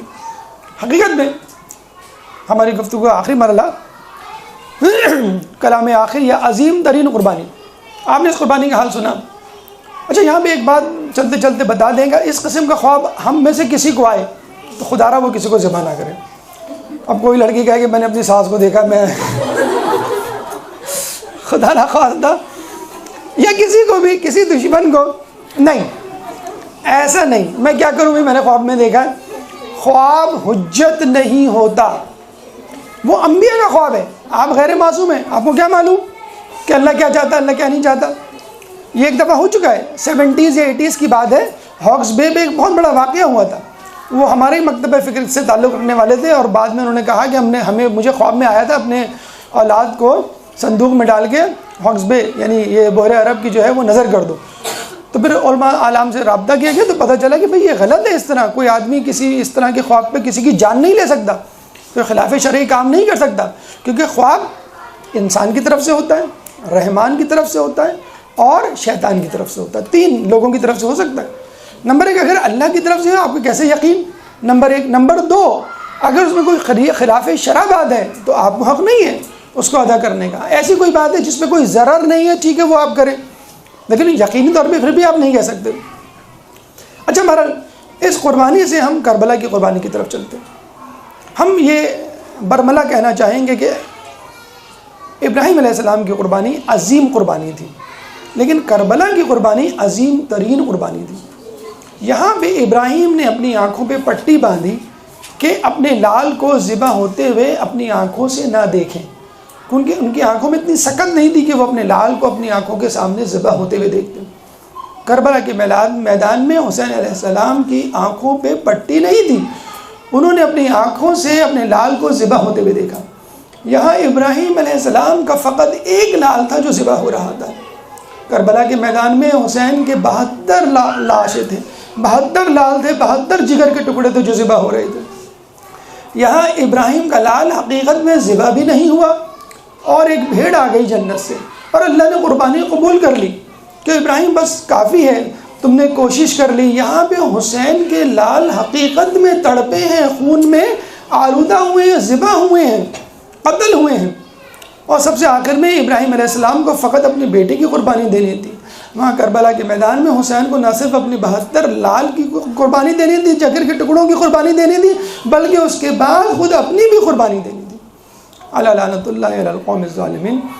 اللہ تعالیٰ سے دعا ہے کہ ہماری قربانیوں کو قبول فرما. اللہ تعالیٰ سے دعا ہے کہ ہمیں ابراہیم کی طرح علی کا حقیقی شیعہ بننے کی توفیق عطا فرما. اللہ تعالیٰ سے دعا ہے کہ ہم سب کو حج, عمرہ, زیارت کی عبادتوں سے مستفید فرما. اللہ تعالیٰ سے دعا ہے کہ ہماری نیکیوں کو قبول فرما اور ہمارے گناہوں کی مغفرت فرما. ہمیں اہل بیت کی پیروی کرنے کی توفیق عطا فرما اور ہمیں قیامت کے دن ان کی شفاعت سے بہرہ مند فرما. امام کے ظہور میں تعجیل فرما اور ہمیں ان کے انصار و اعوان میں شامل فرما.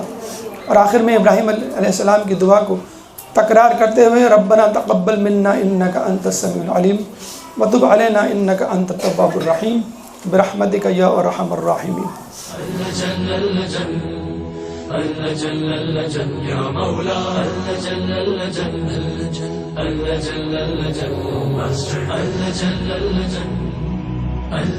يا صاحب السماء